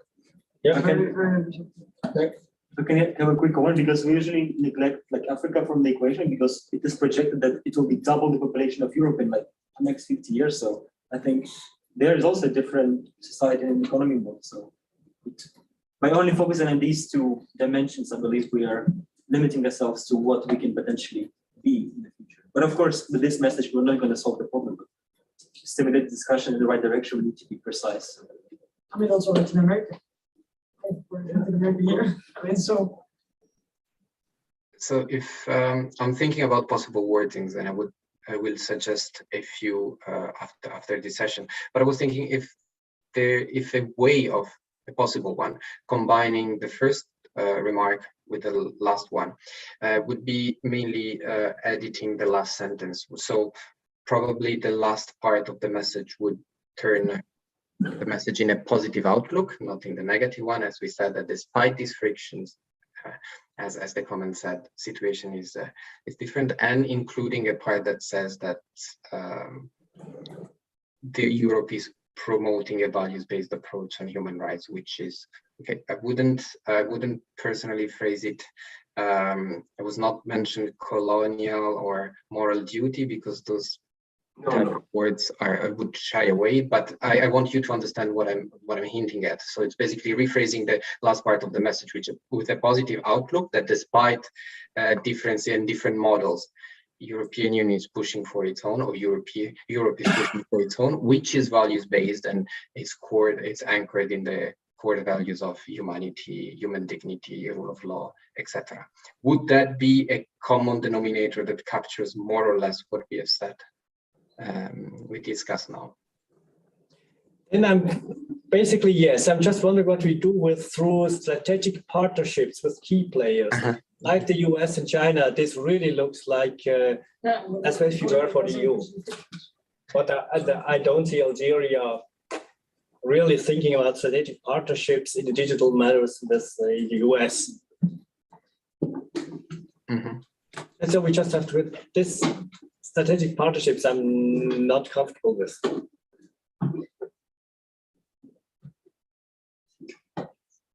We know strategic partnerships, we know things like the UK-Singapore agreement, or we know the Japan the Japan-US agreement, or we know the digital trade council between the EU, but I'm not sure whether we are talking about this, because this goes much beyond what we are thinking about. Okay, could that is it about would it be to blend to replace strategic partnership with something along the lines maintaining dialogue and relations? Would it blend the message too much? I see what you mean. There are initiatives of bilateral and multilateral dialogues. We're not talking about key partnerships and strategic partnerships per se. So just for the interest of time, I would cross this out, and I would suggest a couple of wordings, and then you can comment on EuroDIG platform. But I understood what the point of your comments. One thing that probably could help is because currently the phrasing say building bridges through strategic partnership. Why I think that are two different activities. We need to build building bridges, and this Algeria then could come into the account. And we have also to take in account strategic partnership, like the common vision of the future of the internet, of course. So if you split the concepts, I think that this could help to have a different narrative. Okay, I understood. I'll, as I said, I'll suggest different wording and work on it after we close this session. Can we move to the last message number 3, which is shorter? Yeah. Okay. The European vision of digital sovereignty should not prioritize the creation of a EU. The European vision of digital sovereignty should prioritize the creation of an EU-wide single market with uniform rules across member states, so as to remove existing barriers for businesses and foster economic growth. To ensure full application and compliance with the existing European human rights framework, especially in the case of surveillance technologies, a European Union's moratorium on the transfer and sale of cyber technologies is needed. Are we in the EU dig or in the EuroDIG? Sorry, just is this a summary of the session that we just had here? Also, this one, the moratorium was mentioned in the last session of the morning. The moratorium was also mentioned at the plenary, the opening plenary, by the Access Now speaker, if I remember correctly. Officially, I mean, I think it's not forbidden to say, well, with regard to European Union and so on, we suggest, well, it was felt. But then we should clearly show that this is not, as Peter Koch just rightly pointed out, the EU is not Europe. So if we want to stick with the EU, if we spoke largely about the EU, then, well, let's be it, but then we spoke about the EU, but then it should be phrased as such that in particular insofar EU is concerned. That's the big elephant in the room. I mean, also, isn't this too generic? I mean, was it really so generic? I mean, it speaks of cyber technologies in general. I thought it would be more like surveillance technologies or security technologies, but I mean, cyber technologies, and saying transfer and sale to everyone, to any country of the world, was it more on two specific areas? Or because this seems like asking for banning any commerce of online technologies or something like that. I consider this as an example. I think that what the lady of Access Now was saying is that we need to be in this complex framework that is built now. We have always to take care and be sure that the application will be compliant with human rights. Because she says that she mentioned various examples. So I think that this is one of the examples. And what has to be in a general document is that we need to be careful not to fall in these traps, and this can be considered one of the examples.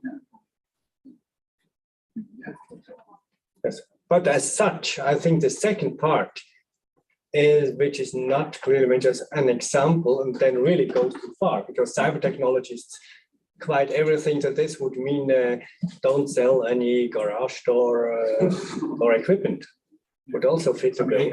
I think the point is not sell surveillance technologies to authoritarian countries, or technologies that can be used against human rights in countries that. In case, yes. So it needs, in a way, every of these technologies before exported, not a moratorium, but a impact assessment. Thank you. We have to say that to consider measures to be compliant with the human rights framework, and mention this as an example, because it's not the only one. There were many others also.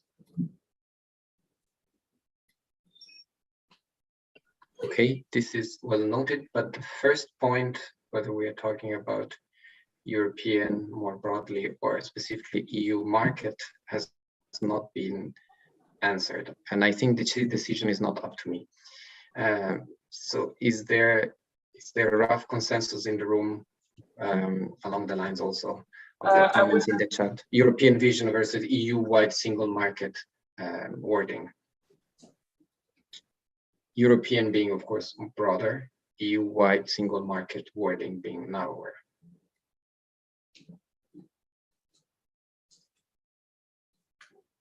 Basically, yes. Single market can be created all within EU, because the larger Europe has no tools for creating single market. Okay, Council of Europe can never do that. But what we have in common between these two Europe is the vision of a digital sovereignty based on human rights. This has to be common to the two. And if we are able to create a market that is successfully proving that this is possible, this will be beneficiary for everybody, for the larger Europe and also beyond Europe. So I think that the concept is right, probably need to be better precise in the word. Yes, I think there's also uniform rules replaced with harmonized rules, because then you can take into account also UK, Switzerland, and Turkey. But there is member states there, so that part is focusing on EU. What I think that is important is we say that EU, if it will succeed in creating this, would produce a beneficiary effect for all beyond the EU community. Okay. But personally, I would be more happy not to have a clear EU focus, even as an example, because we are still with you, the EuroDIG, and we didn't have a special session of the EU on the EU, but we had an overall session. But the market, you cannot create the market outside. I correct, but it's not only the single market; it's not only the market in general. I mean, the economic growth in Europe is also fine. It's UK. It's Council of Europe has not the tools for making it. This is the difference. Yeah, I agree. So, I agree. So the single market should go, for my view, for EuroDIG, we should not talk about how to improve the single market. It's about economic exchange within Europe.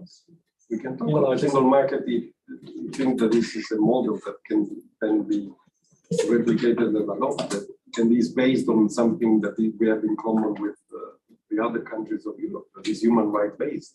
I think what you're missing then, it's just a tiny little word that says the European vision of digital sovereignty should prioritize the creation of an EU-wide single market like, because I mean, what I understand now is that you're trying to take the example of the European single market and kind of like place it European-wide. Then it's just prioritize the creation of a like EU-wide single market, something that resembles.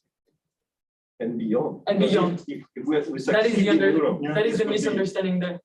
That is, it actually aims to replicate it or tries to take it as an example. Is it what you were? Yes. So we're missing just something that resembles, or something like EU-wide single market like.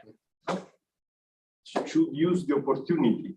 Because the creation of EU-wide single market It's already already there, exists. yeah. Already exists. So Why we don't say use the opportunity of the creation of EU-wide single market?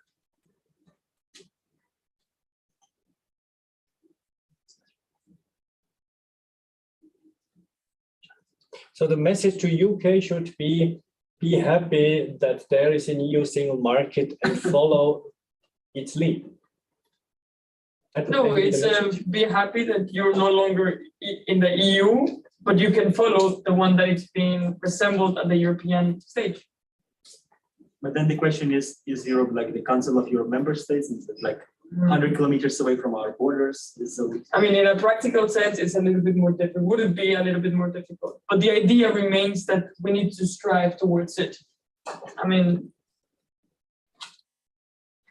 the gamble about digital sovereignty of Europe is, will this model work?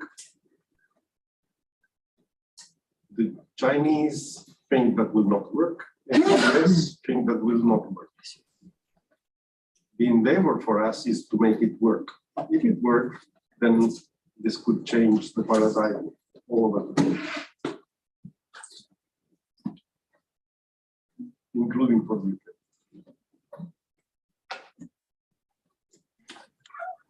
Okay. But it's just some little dynamite. If we have prioritized the creation of such as a EU-wide of to prioritize the prioritize initiatives such as the EU-wide single market, and then I think everything is fine.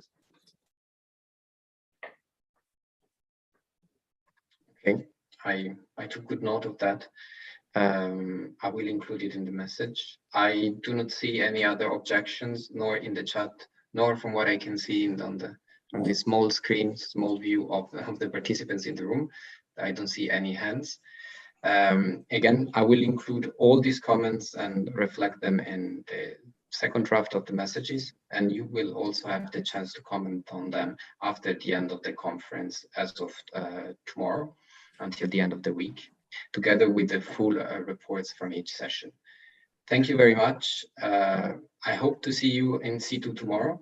And if not, have a nice evening and have a good day of discussions tomorrow. And thank you very much, Marco. And we know that it's extremely difficult to do the first shot. So we are eternally grateful for having started with this. Thank you, Marco. Basically, by God. Thank you. Thank you. Bye-bye.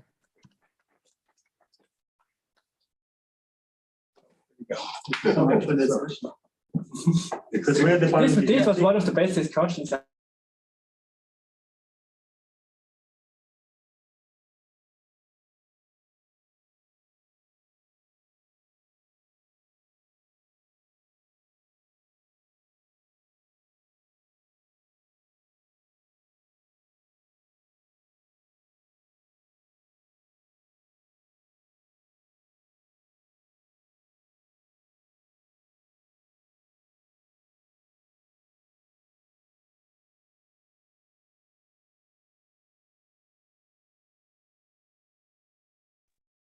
So thank you so much. That's the idea. That's the idea. For Yes. listening for us.